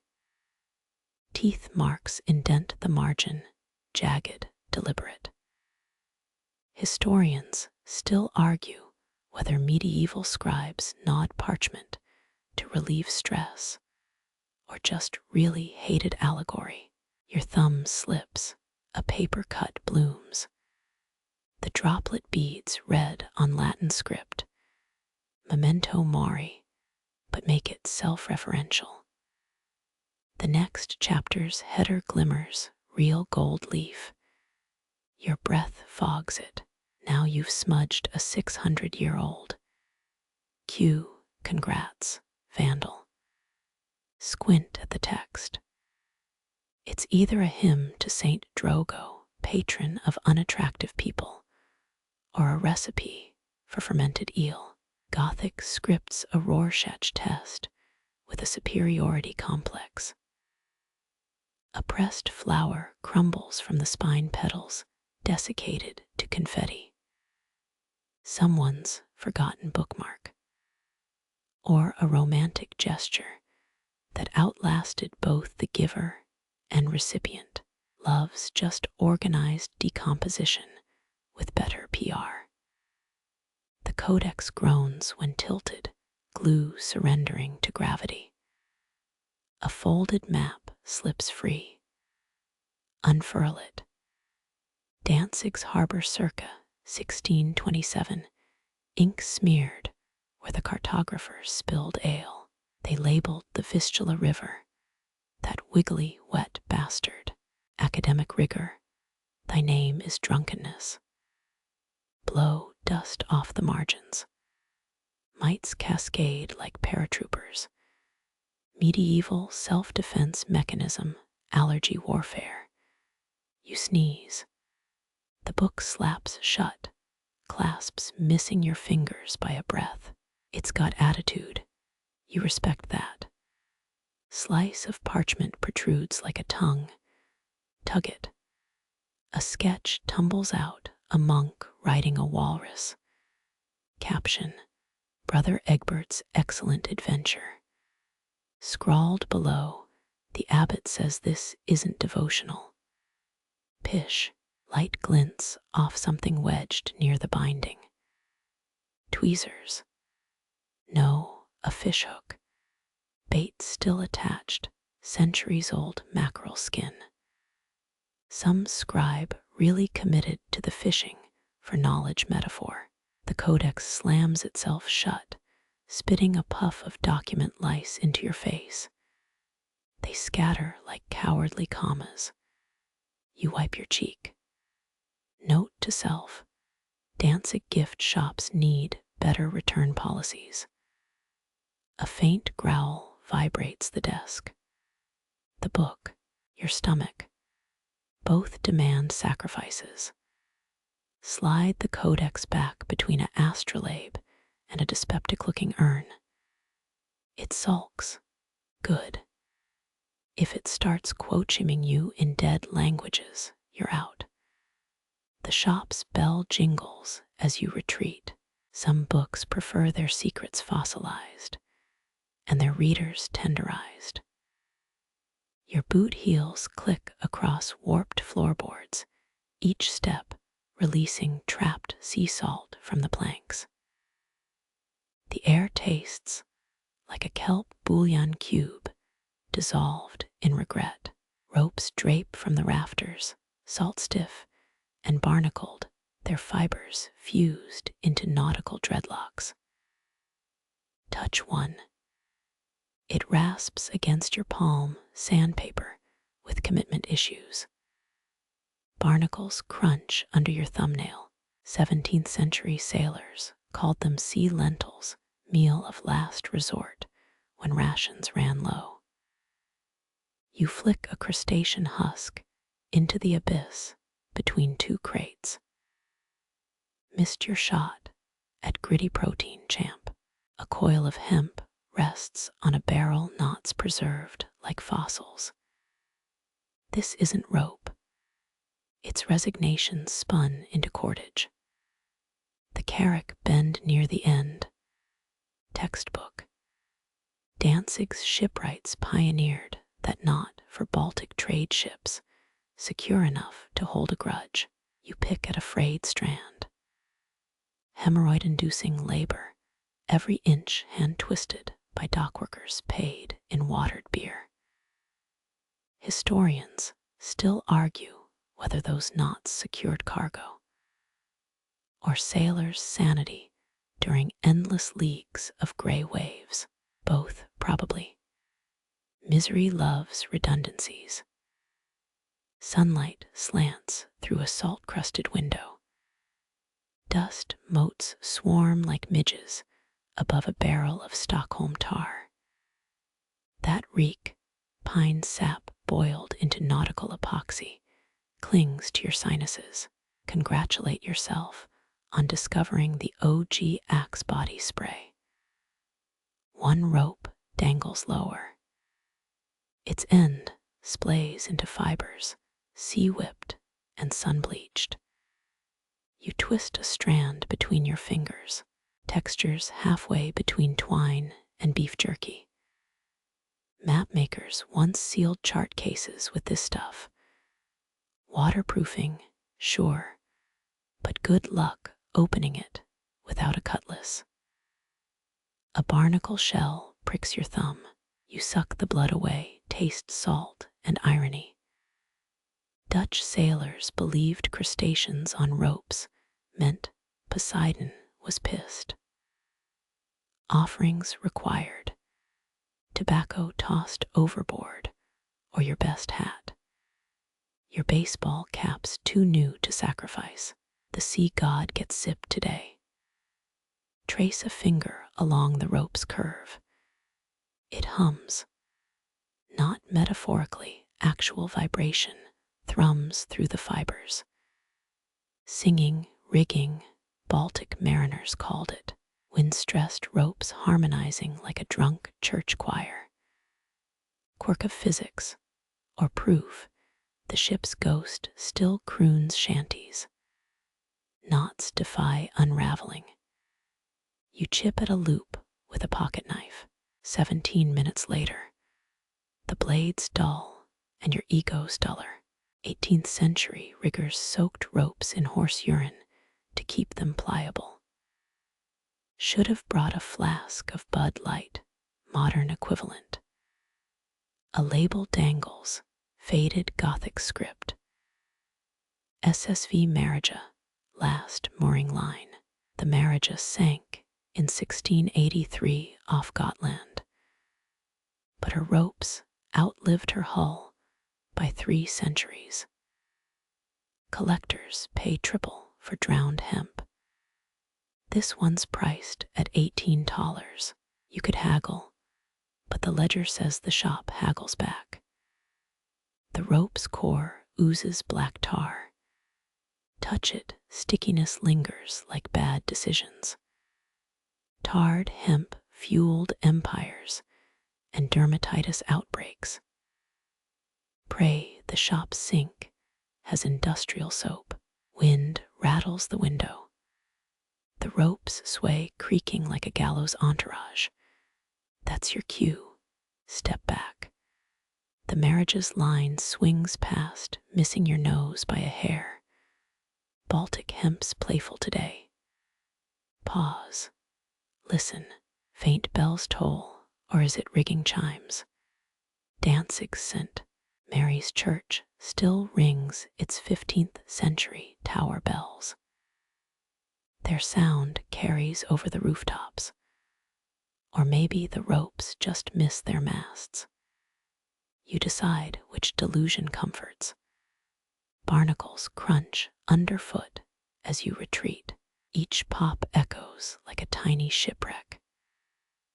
The ledger mentioned a sailor who traded his daughter for a coil of manila rope in 1701. Turns out Sisal beats bloodlines when you're rigging a schooner. Your sleeve snags on a stray fiber, hemp clinging like a needy ex. Rip free. The strand unravels further. Ships rot, ropes fray, and you've got splinters in places polite company won't discuss. Light shifts, clouds over the Vistula. Shadows drape the ropes, turning them into nooses for regrets. Half the fleet owners in Danzig died, choking on their own debts. The other half choked on bad herring. Circle of life. The shop's cat glares from a barrel, its fur matted with salt. It hisses at the ropes. Smart cat. Better to hate the sea from dry land. You rub your tar-stained fingers on your jeans. The stain's permanent now, an accidental tattoo. Future archaeologists will wonder if you worshipped the Marija's ghost. Let 'em. Mystery keeps the tenure track lively. One last glance at the ropes. They sag, centuries of tension finally spent. Sailors never untied those knots. The sea didn't either. Some binds outlive both bound and binder. You exit before the metaphor gets deeper than the Baltic. Porcelain gleams as you turn, a row of dolls slumped on mildewed velvet, their faces tilt, cracked smiles too wide for their china jaws. Each blinkless gaze fixes on you. Childhood pals or jurors. You lift one by its calico pinafore. The dress crumbles at the hem lace, disintegrating like spider webs in a fist. English dolls wore real human hair until 1855, Victorian kids, literally playing with dead people's scalps. This one's wig, horsehair dyed raspberry pink, punk rock granny vibes. A thumb brushes its cheek, cold as a grave slab, smooth, except for a chip near the temple. 18th century European nobles gifted porcelain dolls to show off wealth and spread lead poisoning. Glaze recipes used white lead for that fresh corpse pallor. Miniature neurologists would have facepalmed. The doll's eyes click when tilted. Glass iris swirls mimic Baltic amber, but cheaper. Bohemian factories ground up beer bottles for these. Peer closer. Is that a bubble in the left pupil, or a century-old speck of brewery dust? Limb joints creak as you bend an arm. German makers used gut strings for articulation.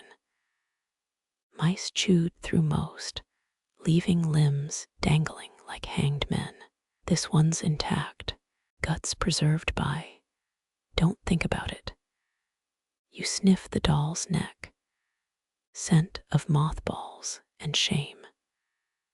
French nurse dolls held hidden vials of laudanum, pacify your kid and your migraines. Historians still argue whether that was genius parenting or early pharma bros beta testing. A fingernail pries at the corset laces. Porcelain teeth peek through the smile's crack. Creepy, yet you can't look away. Dolls in the Edo period had removable organs for anatomy lessons. This one's torso feels suspiciously hollow. Something rattles inside. Shake it, a dry click-click like dice. Victorian raincatcher dolls stored arsenic-laced rat poison in their bellies. Pest control and playtime, the original multitaskers. You set it down. Gently. Sunlight glints off its eyes, pupils dilate with secret mechanics. Roman era, jointed dolls wore tiny knives for fashion accessories. Archaeologists found one in Pompeii clutched by a girl mid-scream. You back away. The next doll's dress crackles stiff with salt. Shipwreck salvage. A tag dangles from its wrist. Anna. No fires.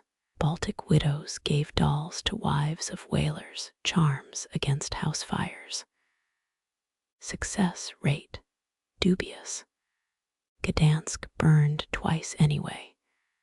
Its porcelain fingers curl positioned to hold something.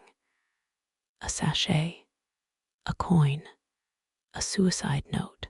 The shop's air grows thicker. You pretend not to notice 3 dolls have shifted positions since you entered.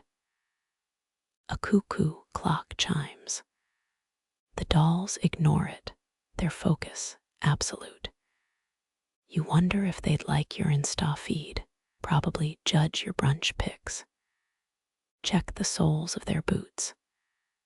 Cobblers carved initials, owner marks, or maker's pride. This one's stamped H.K. 1772. Heinrich Kluge's Munich workshop burned down after rumors of him. Ledger says best not to dwell. One doll lies face down, its porcelain skulls split, a jagged fault line. Scandinavian kids staged doll funerals complete with miniature coffins. Clergymen complained about sacrilege. Parents called it grief practice. Fabric whispers behind you. A moth-eaten christening gown hangs nearby could dress 10 dolls or one determined rat. You fold it. The doll's eyes track your hands. Butterflies. No, maggots hatch in your gut. The tallest doll wears a nurse's cap, stained waxcloth yellowed with age. Florence Nightingale once received a doll hospital donation from British troops. She displayed it right before sanitizing Crimea. Brass gears protrude from a doll back. Wind the key, it whirs, but doesn't walk. Pre-1860, automata dolls cost more than plantations. Rich toddlers literally wound up enslaved people's market value and called it a hobby. Your shadow falls across their faces. Eyes glitter cold and acquisitive. Dutch merchants buried dolls with dead children to guard against loneliness. Coffins exhumed last century held dolls clutched in tiny skeletal hands. Dust motes settle on a doll's lap, failed snowfall. You brush them off. The porcelain warms under your touch. 17th century witches supposedly transferred curses through dolls. This heat, probably bad wiring. Probably a button sewn over one doll's mouth. Madrid's Inquisition made confessionals for dolls, sin-eating practice for Catholic girls. Historians found scorch marks on 12. Turns out blasphemy's fun at any age. Your neck prickles. The dolls hate you now. Fair, you've manhandled their squad. Time to bail. The exit's 1,000 miles past shelves of Dedi Chinese letter. Your pulse thumps a Morse code apology. They blink in unison, not your imagination, actual lids sliding down glass eyes. Too late. Guild rules required dollmakers to sign their work. But this colony stays anonymous. Maybe masters, maybe prisoners, maybe something that predates both. The ledger offers no receipts. You trip over a tea set, doll-sized cups clatter, their eyes follow the noise. Hungry, thirsty, planning your review on Yelp. The door looms salvation hinged on a rusted latch. Cool air hits your face. Street sounds rush in bikes, laughter, a tram's screech. Normalcy's shockingly loud. You glance back. Porcelain faces press against the window, cracked smiles smearing the glass. They'll wait. Your pocket weighs heavy. A tiny shoe rests inside, stolen or gifted. Either way, the dolls win. Their ledger entry grows longer. The doll's shoe burns in your pocket, a guilty splinter as you drift toward the back corner. Workbenches hunch under dust blankets. You lift a yellowed cloth. Air shivers with the absence of sound. A clay mold gapes on the bench, its hollow throat shaped like a ring. No gold glints within, just a ghostly imprint, metal stripped centuries ago. Goldsmiths in medieval Danzig melted down family heirlooms during sieges. Pity, this one's craftsmanship suggests it held more love than loot. Your nail traces the mold's inner curve. Grooves whisper of oak leaves, symbols of strength gone brittle. 16th century brides wore oak leaf rings to ensure fertile unions. Historians still argue whether that meant babies or bumper crops of tax-paying serfs. A leather ledger lies open nearby. Columns list weights and debts: 3 ounces, pawned by M. Vogt, 1583, 2 drams, confiscated from J. Reinhold, 1591. Entries stop abruptly in 1655. The Swedish siege, when cannons turned wedding bands into musket balls. You sniff the mold's cavity, acid tang gold purified with urine. Apothecaries sold distillers piss by the barrel. The rich used their own vanity even in alchemy. Beneath the bench, a drawer sticks. Yank it, rust screeches. Inside, iron gravers, their tips chipped, one handles wrapped in linen, blackened fingerprints etched into the cloth. Guild masters branded apprentices' tools if they fled. This one's mark, a crude son, Benedict's workshop, torched in 1627 for selling cursed jewelry. A rat skeleton curls in the corner, jaws clamped on a brass casting flask. Metal overdose. You poke its ribs. They crumble like ledger ash.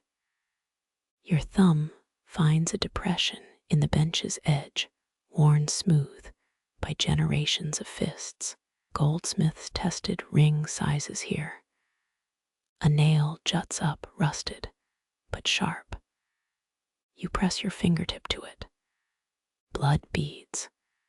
Certification. Danzig smiths pricked clients to bind the alloy to the sole. Modern takes. Tetanus shots. Above the bench, a stained price list flaps. Finger rings, 12 pfennig per gram. Signet rings, 18 pfennig plus wax surcharge. Sole reforging. Inquire within. Jokes never change. A cobweb spans 2 rafters, thick as lute strings. Dangling from it, a tin thimble. Goldsmiths squashed these onto fingertips to prevent burns. Drop one into your palm, it's warm. Still, or just your skin remembering fire. The mold's shadow stretches knife-edged. Etruscan goldsmiths hid poison compartments in rings. One sip and boom, instant widow's pension. This piece feels too clean for tricks. Or maybe the trap's already sprung. You blow dust off a crucible. Flecks swirl gold's gay, glittery cousins. Pyrite fools gold, but in the right light, who cares? The ledger calls it the pauper's promise. A keyhole glints in the mold's side. Single-use locks, once the ring's cast, the mechanism jams. Love as a permanent installation. You pick at it with a graver. Metal screams. Your ears pop. Pressure shifts like the room inhaled. Roman iron rings were cheaper than bronze, but nobles wore them anyway. Archaeologists debate whether it was humility or a flex about their practicality. From the mold's hollow, a whisper rises, not words, but the sound of a drop hitting molten gold. SSSSS, SSSS, it fades. You lean closer. Your breath mists the clay. For a heartbeat, the imprint gleams wet. Illusion. Obviously. A bead of sweat rolls off your chin, splits the mold's dust into tiny canyons. Guild apprentices drank mercury to steady their hands. Results. Steady hands, and very short careers. Under the ledger, a sketch flutters a ring design with 4 interlocked serpents. Margin note: for the Dame of Gdansk, never delivered. Poison rings often hid antidotes. This one probably held more poison. Sunlight slants through high windows, gilds the empty mold. You half expect a spectral ring to materialize, maybe criticize your life choices, but silence stays intact. Your shoe grinds something brittle. Look down, shattered clay wedges, crucible fragments, or charred bones. Don't investigate. Golden rule of antique shops: some graves stay dug. The air tastes tinny, blood, or static. Tudor goldsmiths added powdered ruby to alloys. For vigor, they claimed. Clients died virile and bankrupt. Back away. The mold watches, hungry for metal it'll never taste. 17 generations melted here. Their sweat still salts the wood. Street noise creeps in a bus honking, a bike bell. Reality bathwater cools the room. You touch the doll's shoe in your pocket. Porcelain winks from across the shop. One last glance at the mold, empty yet heavier than any gold. In the ledger's margin, a dried teardrop warps the paper. It mirrors the hollow in the clay. Coincidence? Obviously. The teardrop's amber halo guides you to a low shelf jars huddle like forbidden preserves. One glows too yellow, too smooth. Your shadow stretches toward it. The glass warps your silhouette into something hungrier. Honey sloshes thick as oil when you lift the jar. Sunlight pierces it. No filaments, no pollen flecks, pure as a surgeon's needle. Danzig imported oleander from Venetian gardens to kill rats. Humans, though, only in tavern rumors. The lid resists. Twist harder, a hiss escapes. Scent punches your sinuses, sweetness curdled with almonds. Bees fed on poison blooms make toxic honey. Every school kid knows that.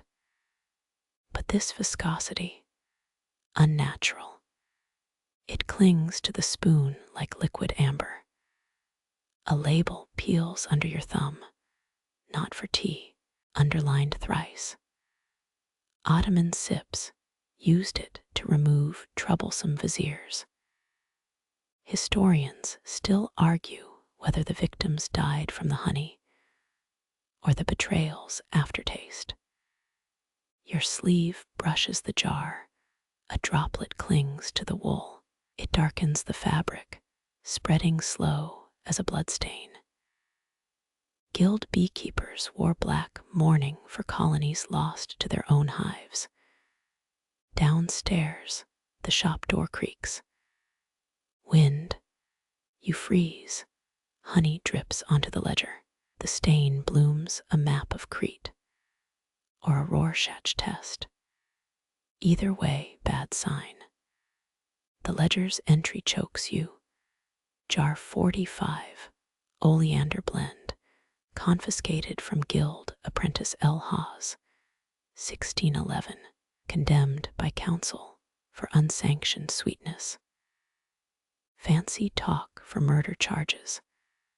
Haz vanished, some say, into the Vistula. Others claim he became a beekeeper in Prussia with a very loyal following. A fly lands on the spoon. It probes the honey, legs slow, then stop. Wings fold like origami. Death in 5 seconds. How much to stiffen a king? The jar's base feels wrong. Turn it over, a lump swims in the gold. Press your nail against the glass. The mass uncurls, a dead bee legs stiff in mid-kick, its stingers intact. Last act of defiance. Cold seeps up your arms. Medieval poisoners added crushed pearls to honey, luxury, and lethality. This bee's carcass, either a quality control fail or a signature. Your throat itches, swallow anyway. Air tastes of wet hay now, or is that the honey's ghost? 200 years hadn't dulled its bite. A ledger sketch flaps loose, a beehive dripping onto a crown. Caption: Royal Breakfast, 1609, scribbled beneath. Recipe unapproved. Someone got demoted or disemboweled. Sunlight shifts. The jar casts a dagger-shaped shadow. Knights Templar shipped medicinal honey to Crusader camps. Recovery rates dipped. You rescrew the lid. Sticky residue bonds skin to glass. Danzig's beekeepers gild encrypted messages in hive patterns. Think waggle dance Morse code. This jar's contents. Maybe a love letter, the angry kind. Behind you, shelves creak. Nothing there, just the shop settling. Or maybe the honey settling scores. The spoon tarnishes as you rinse it in your water flask. Liquid clouds, opals in a snow globe. Dump it out. The puddle swallows light, void black.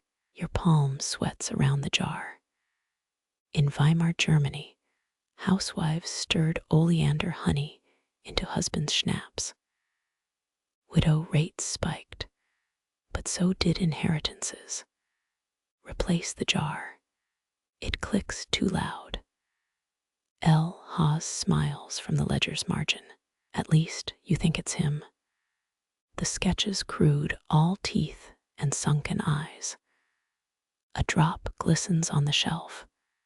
Lick it. Your tongue hesitates. Taste memory, clover, and gasoline. You spit into a handkerchief. The fabric stiffens, starches from hell. Wind rattles the window. A wasp orbits the jar, zips away. Even it knows better. Backing toward the stairs, you trip on a warped floorboard. The ledger slams shut, dust mushrooms upward, and somehow smells like burnt sugar. Halfway down, you glance back. The honey glows cheerful as a lemon grove. Deadliest things always dress bright. Ask any mushroom. The doll's shoe digs into your thigh. You switch pockets, left side safer, closer to the heart, or farther from temptation. Street noise swells, trolley brakes, someone laughing. Normalcy's a bathrobe after swimming in a vat of venom. Your fingertip still tingles. Guild poisoners tested doses on themselves, built immunity sip by sip. You'd need a year's wages and a death wish. At the shop's exit, sunlight feels cheap, tinny. The honey's gold spoiled you. You touch the doorframe, solid, grainy, real. 3 blocks away, your ears buzz. Probably traffic. Probably. Your sleeve still smells of burnt sugar as you round the shelves.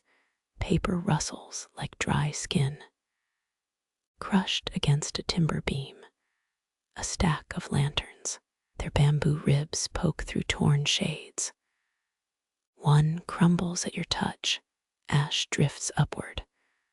Hold it intact, your palm chills. Not winter cold, deeper.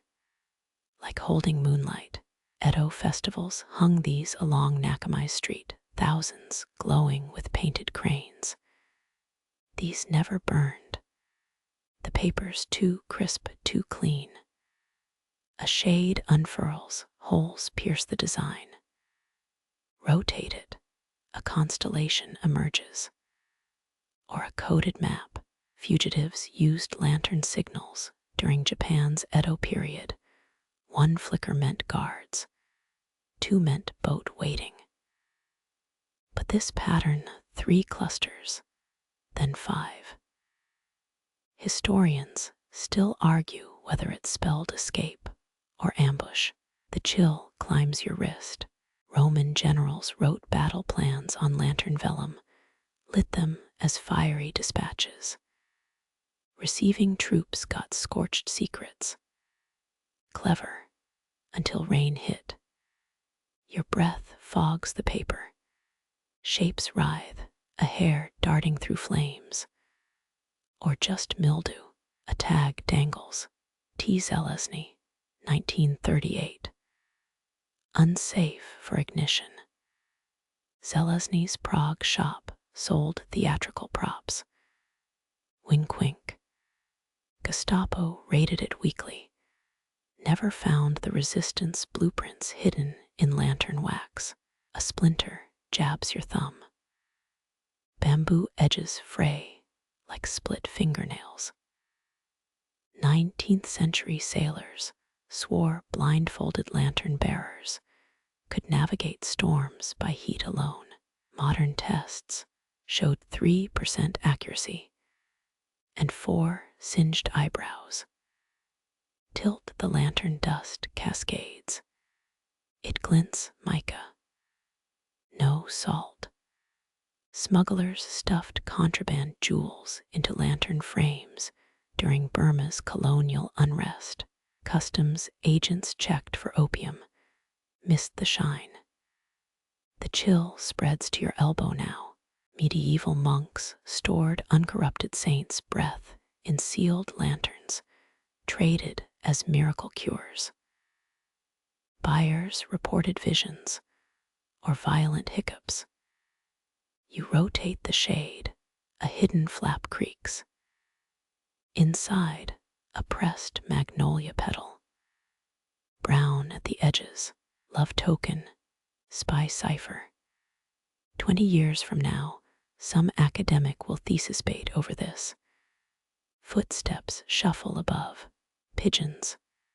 No creak this loud. You freeze, the lantern trembles. Salt whispers to the floor, a tiny avalanche. Squatting, you trace the grains. They etch lines in the dust, Roman numeral VII. Random or refreshed daily. Warsaw resistance cells marked safe houses with porch lanterns tilted at 7 p.m. You check your watch, 3:15. Not helpful. The shade's inner curve bears pencil marks, names, dates. Too faded. Rub a finger across, lead smears, and suddenly your fingertips are 1942. Another lantern rolls loose. You catch it mid-fall, warmer than the others. Odd. The paper's mottled water stains. No oil splotches. Armenian oil lamps used human fat during the 1915 siege of Van. Ledger entry or urban legend. Best not to sniff. The bamboo frame splinters. A threaded needle pokes out, rusted. Wartime tailors hid sewing kits in lamp poles. But why here? Zelazny's doing, probably. Man loved a nested doll. Light bleeds through the shop's high windows. The lanterns cast clawed shadows, like hands reaching for wicks. You step back. 17th century witch lights were just faulty lanterns with raccoon-smudged glass. Courts ignored that preferred pyres. A draft tousles your hair. The lanterns sway, no hooks hold them. Defy physics, or just shoddy carpentry. Your nape prickles. Guilds required lantern makers to pass blindfolded assembly tests. Half the applicants stabbed themselves. Union reps called it natural selection. Pocket one tempting. But your coat sags with stolen thimbles and a cursed locket. Priorities. The chill fades slowly. Handprints linger on the shelf, frost melting into ghost sweat. Lantern festivals in Malta involved dropping lit ones into the sea. Sailors' ghosts, locals said, needed guides ashore. Most washed up shattered, or didn't wash up at all. You retreat toward the taxidermied stork. Lantern light follows, or maybe it's the whiskey from lunch. The shade's hair pattern glows, a trick of fatigue. Floorboards whine behind you. Turn nothing, just shadows in conversation. But the lantern stack sits straighter now. More attentive. Wipe your palms on your thighs. The salt won't brush off. Traders along the Mekong carried lantern salt for restless spirits. Sprinkled at crossroads or on ex-lovers' doorsteps. Poisonous if ingested, or so the spurned claimed.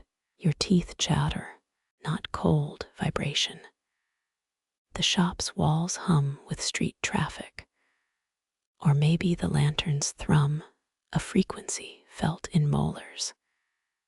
Stoop to retie your boot, a paper scrap sticks to the sole. Handwriting, burn only at altitude, signed with a star.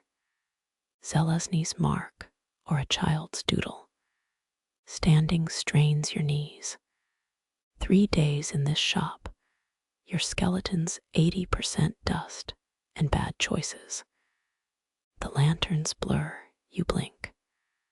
One shade's hair now faces left.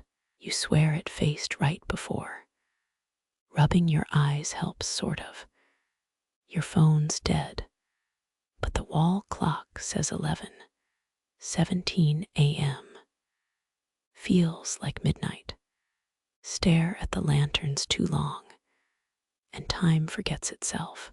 A car backfires outside, you jump. The lanterns shiver. Your pulse races, theirs doesn't. Paper shouldn't look that smug. The ledger beckons from a desk. Flip to Zelazny's page. Water damage blurs the script. One phrase survives. Finally, light, circled in what looks like blood or pomegranate juice. Historians would duel over that. Cold creeps back, this time in your ribs. You cough, breath frosts. Lanterns in Qing Dynasty, China trapped malicious airs, released only when burned. Skeptics died of tuberculosis or coincidence. Your left ear pops. Pressure shifts like descending a mountain. The lantern's paper size, almost content. A wasp zips past, lands on a shade. It grooms itself, then flees. Even insects have standards. Sunlight slants across the floor, golden hour for lurking. The lantern's pale in comparison. Paper yellows, bamboo wilts. Without shadows to feed on, they're just trash. You step into the light. It washes your skin with ordinary warmth. A moth dive bombs the nearest lantern, gets halfway through a torn hole. Trapped. Wings beat the air, a prisoner in a cell that once held stars. Temptation fades, mostly. You leave the lanterns whispering to themselves. They've outlasted empires. They'll outlast you. A floorboard pinches your heel. Not everything wants to be left behind. The floorboard nips your heel. You kick back reflexively. A shoebox topples from an upper shelf. Tiny boots spill out. Leather cracked like drought earth, soles caked in mud older than your grandmother's grudges. You crouch. The left boot fits your palm. A scuff mars the toe, shaped like a crescent moon. Or a bite mark. St. Crispin's Guild required cobblers to hide a coin in children's shoes. Protection against road gremlins. 19th century slums dug up hundreds, pawned the luck away. The right boot's laces dangle knots fused by time. You pick at one, it crumbles. Victorian orphans strung messages in bootlaces, pleas for help disguised as frayed ends. This just smells of mildew and dashed hopes. Mud flakes off, you rub it between fingers. Gritty, reddish, not local soil. Hystria's delta mud, maybe. Danube's silt clings like a jealous lover. Or perhaps from further, Roman roads mixed gravel with bull's blood for durability. Historians still argue whether that was ritual or just bad contractor choices. A tag flutters, Clara V, 1913. Your thumb brushes the V, fifth pair. Fifth child, Krakow cobblers marked sizes with Roman numerals, or secret family counts. Ledgers mute on that. The boot's interior bristles, goat hair lining. Common for winter, where, unless you're Napoleon's troops, they stuffed their boots with newspaper during the retreat from Moscow. Deserters left trails of inky slush.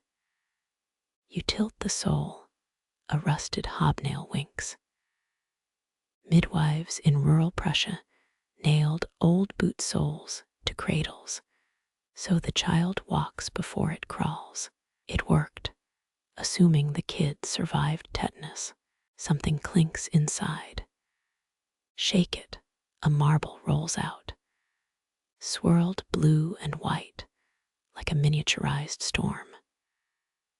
Boys in Edo-era Tokyo traded marbles for boot repairs, currency of the whole-footed. This one's chipped, a debtor's mark. The other boot feels lighter. Peek under the insole, a folded leaf. Unfurl it, veins form a crude map. X marks a tree behind a church. Real. Kids treasure hunt. Elm leaves brown the same, whether marking gold or buried tadpoles. Your knees protest as you stand. Aging joints versus 1913 craftsmanship. The boots wobble on the shelf. Orphaned soldiers at attention. Cobblers once sang lullabies while hammering soles to soften the leather with joy. You hum a note. The left boot tips over. Coincidence? Probably. Mud dusts your cuff. Lick a speck. Regret instantly. Salty, metallic. Frozen Volga mud circa 1942. Or just your imagination fermenting. Either way, it's awful. A button nestles in the shoebox.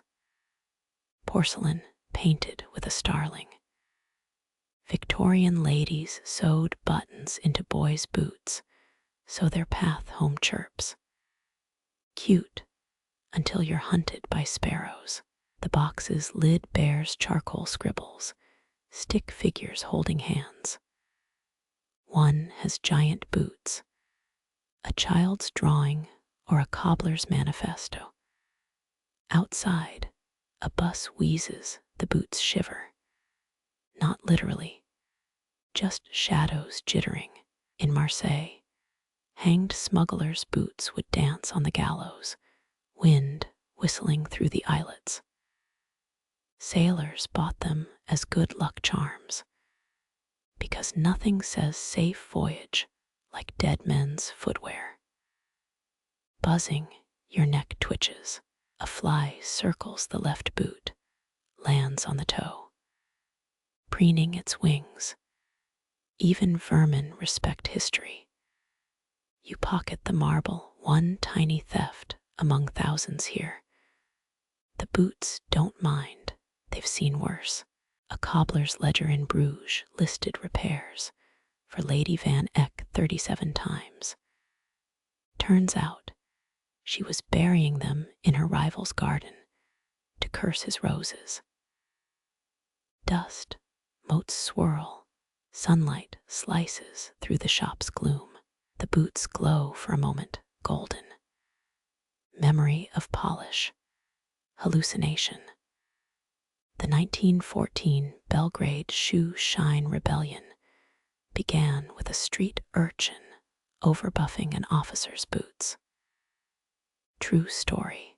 Don't underestimate small gripes. Your shadow stretches over the shelf. The boots shrink from it. Or maybe the angle's tricky. 12-year-old Franz Kafka wrote a horror story about boots that followed him to school, burned the manuscript, kept wearing the boots. Air whistles through an empty eyelet, mournful. You silence it with a thumb. Medici assassins poisoned boot wax to kill a duke. He died giggling.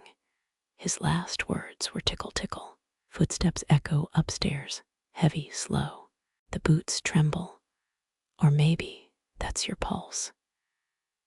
Sheffield cobblers during the Blitz left boots outdoors to collect courage from falling bombs. The ash made decent shoe black. You retreat, heel, grinding a mud clot into the floor. Somewhere, a historian will trip over that stain and invent a new conspiracy theory. Rain taps the windows. The boots darken with phantom damp. Swiss climbers swore old boots carried memories of every mountain. The higher the peak, the louder the soles creaked.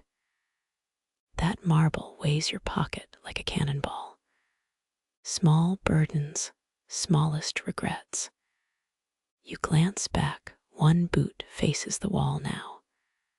Playing hide and seek, or done with your nosiness. The shop's clock chimes 3 times. Always 3, broken or prophetic. The boots don't say. They've forgotten how. The clock's 3rd chime lingers, a guillotine blade poised above the silence. Your fingertip grazes something round, a drum smaller than a bread loaf. Goatskin stretches taut, dried blood glues the edges. Neolithic shamans near China's Yellow River buried drums in graveyards to keep the dead dancing. You tap it. The thrum lodges in your molars. A heartbeat echoes back. Yours. The drum. Merovingian kings used drums to signal midnight troop movements. Foot soldiers marched to the skin's pulse. This one's quieter, a throb beneath hearing. That time you stood too close to a subway speaker. Same nauseous sway. You press a palm to the surface, vibrations climb your wrist. A moth flutters up, wings synced to the rhythm. Coincidence? Probably. 19th century British explorers swore African talking drums could mimic human speech across 12 miles. They also claimed the drums attracted invisible listeners. You snort. Ghosts need hobbies too. Strike it harder, the tone deepens. Air shivers. A shelf rattles. Ceramic saints clink in alarm. Mongol warriors strapped war drums to horses, thunder on hoofbeats. Genghis Khan's tacticians timed cavalry charges to heartbeat tempos. Historians still argue whether that was genius or just a rhythmic luck. Your thumb finds a crack in the goatskin rough as a scar. Repair kit, sinew and fish glue, or leave it. Some instruments sound better wounded. A tavern keeper in 1930s New Orleans sold haunted drumskins. Clients swore they heard Confederate marches. Turned out he'd glued cicada wings inside. The drum warms. Or maybe your hands sweating. 14th century plague doctors beat goat-hide drums to scare miasmas. Made sense. Who wouldn't flee that noise? You flick the edge, a muted thwack. A Tudor lullaby, a war chant. Rhythms a Rorschach test. Dust motes swirl, spiraling to the drum's tremor. You hold still, count 7 pulses. Tibetan monks used drum vibrations to levitate stones. Allegedly. Same scrolls mention sky serpents and talking yetis. Crowdfunded your last wisdom tooth removal. You're not judging. A low BMMMM lingers after each beat, like a whale song's gloomy cousin. Your shoelace trembles. The marble in your pocket rolls north. You grin drum solo as poltergeist Uber. Outside, a car alarm wails out of sync. Your teeth ache. 18th century composers argued whether drums belonged in orchestras, too primal for civilized ears. Berlioz shoved 16 into his requiem. You're with Hector on this one. The goatskin sags, centuries of humidity loosening its grip. You blow air across the surface. A nasal whine answers. Voodoo ceremonies in St. Domingue paired drums with human femur trumpets. Colonial governors banned both. Too good at starting riots. Your knuckle taps Morse code. The drum adds 2 extra dots. Cute, haunted, or faulty craftsmanship. A museum in Prague displays a drum that allegedly predicted Habsburg deaths. Curators keep adjusting the placard, coincidence to a cult adjacent based on tourist revenue. Air buzzes. The moth lands on the drum's rim. Wings fold. It feels intentional. You hold your breath. Does the drum inhale too? 1960s experiments used drum rhythms to test fear resonance in lab rats. Results: 80% chewed through cages. 20% started drumming. Shadows warp, the shop stretches. Shelves lean like drunks. Your reflection blurs in a saint's cracked visage. Mongolian shamans drank fermented mare's milk before drumming themselves into trances. You'd kill for a latte. Strike the skin, a wetter sound now. Storm clouds bruise the window light. Malaria-stricken redcoats in India mistook monsoon thunder for Zulu war drums. Panicked bayonet charges against puddles. You hum Wagner's Ride of the Valkyries. The drum ignores you. Rude. The marble burns cold in your pocket. You drop it onto the drum.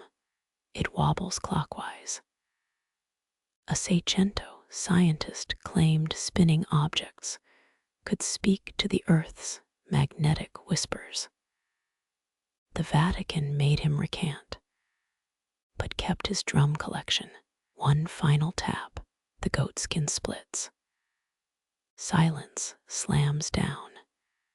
Your eardrums creak. Anthropologists found a Neolithic drum buried with 30 children, hands still clutching it. Played till the end or silenced as tribute. You'll check Wikipedia later. Maybe. Rain drums the roof reel this time. The moth flees. Your pulse slows, lagging like a buffering stream. The drum gapes, a lipless mouth. Stick your hand in. Don't. Regency-era idiots lost fingers that way. You poke it with a quill, nothing. Anticlimax. History's favorite party guest. The split skin curls, something gleams inside. A tooth, bone fragment.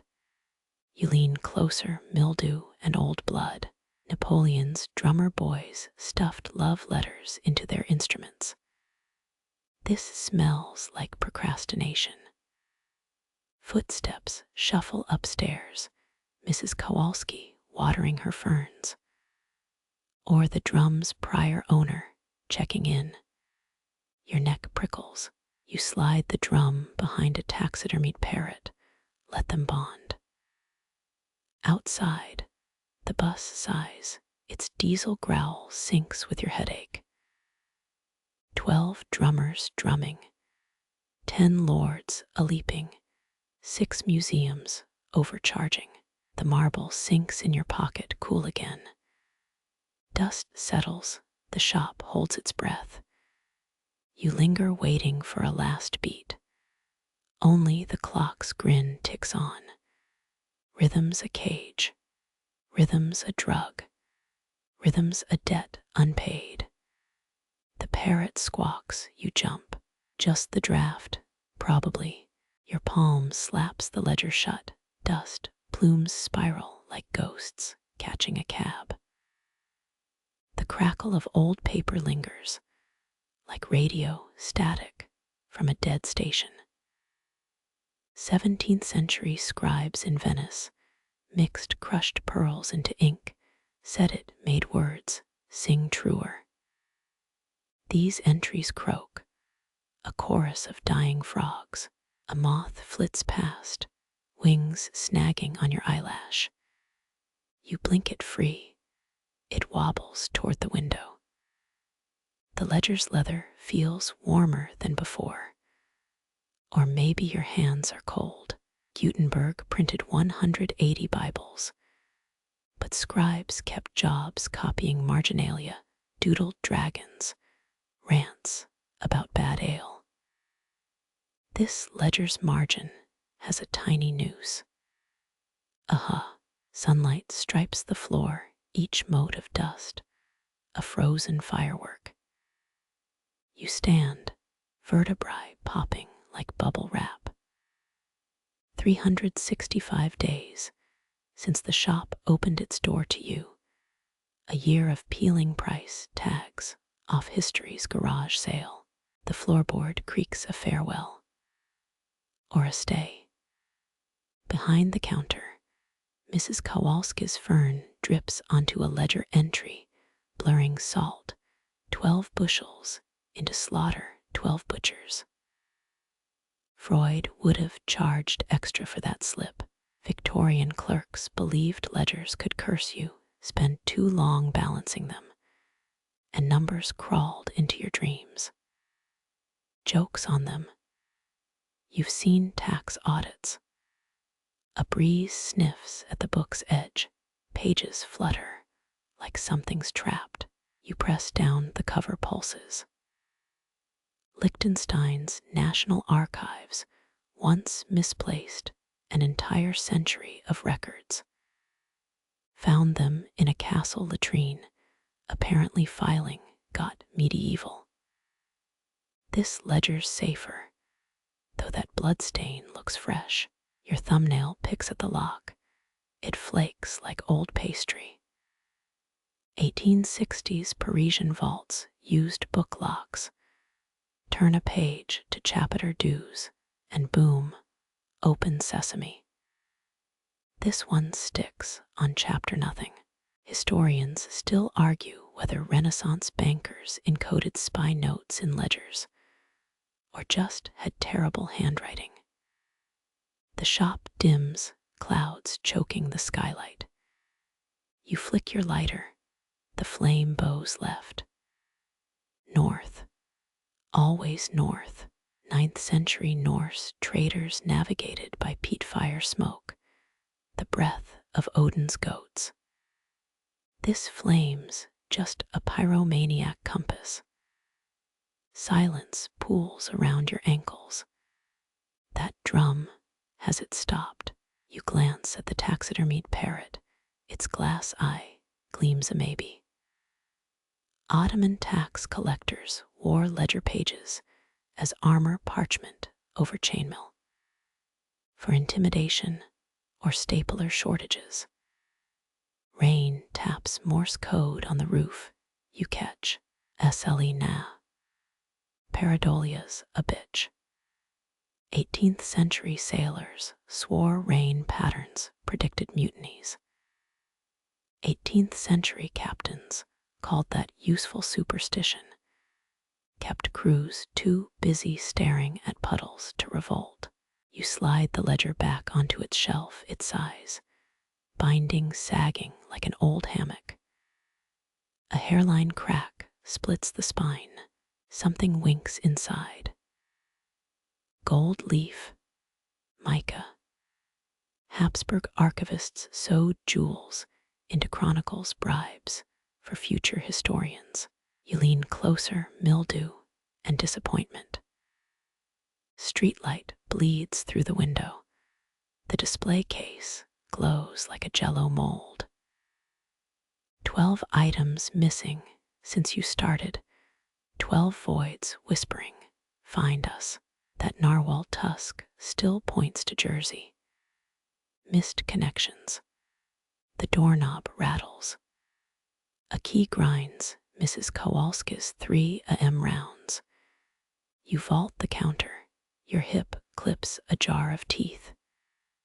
They chime like Windexed glass. Malta's hypogeum echoes the same note. If you hum it, migraines follow.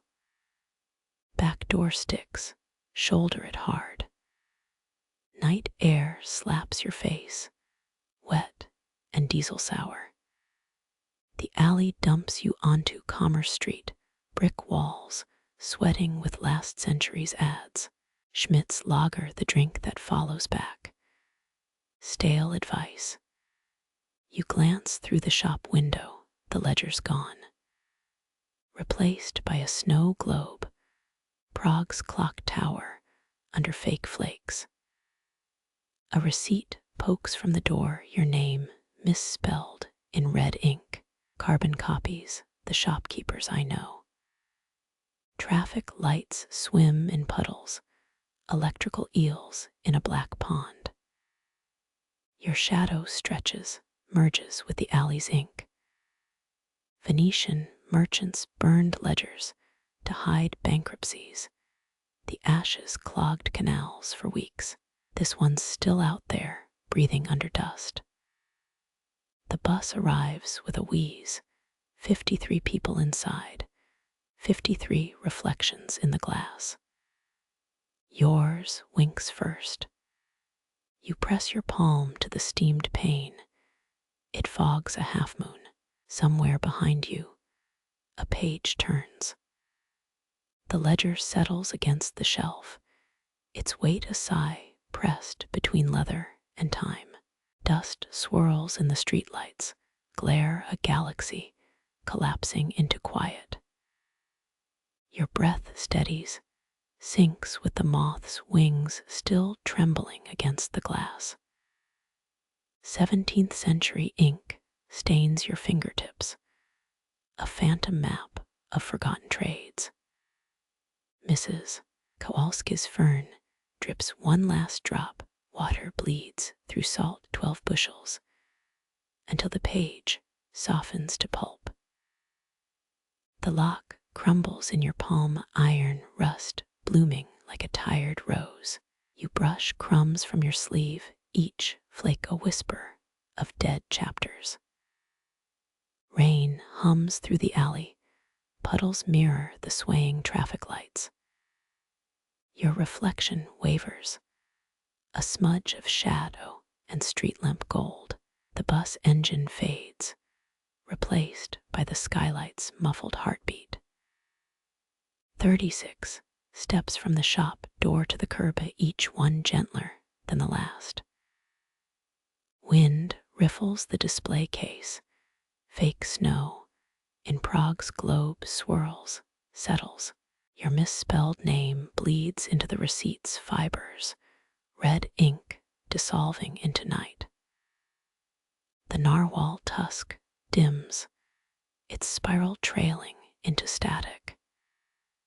You lean against the damp brick, coolness seeping through your coat. 17 breaths. 18, the numbers unravel like worn thread. Venetian ashes once choked canals. Tonight, they're just constellations in sidewalk cracks.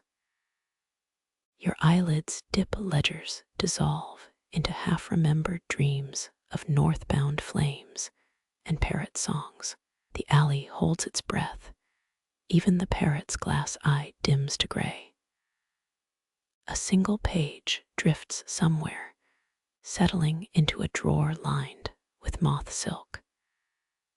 Your pulse slows, each beat a closing line in ink-stained margins. Darkness folds around the shop. The ledger's crack winks once, then sleeps. Clouds smother the stars, but the streetlight stays, a drowsy sentinel guarding dust and diesel air. You exhale. The night cups the sound like a borrowed secret. Somewhere, a spine creaks, a cover settles, a breath slips between pages too old to ache. Sleep comes soft, a whisper of chapter nothing, a flicker of gold leaf dissolving into black. The world tilts gentle as your shadow melts into the pavement's wet sheen. Somewhere behind you, a page turns,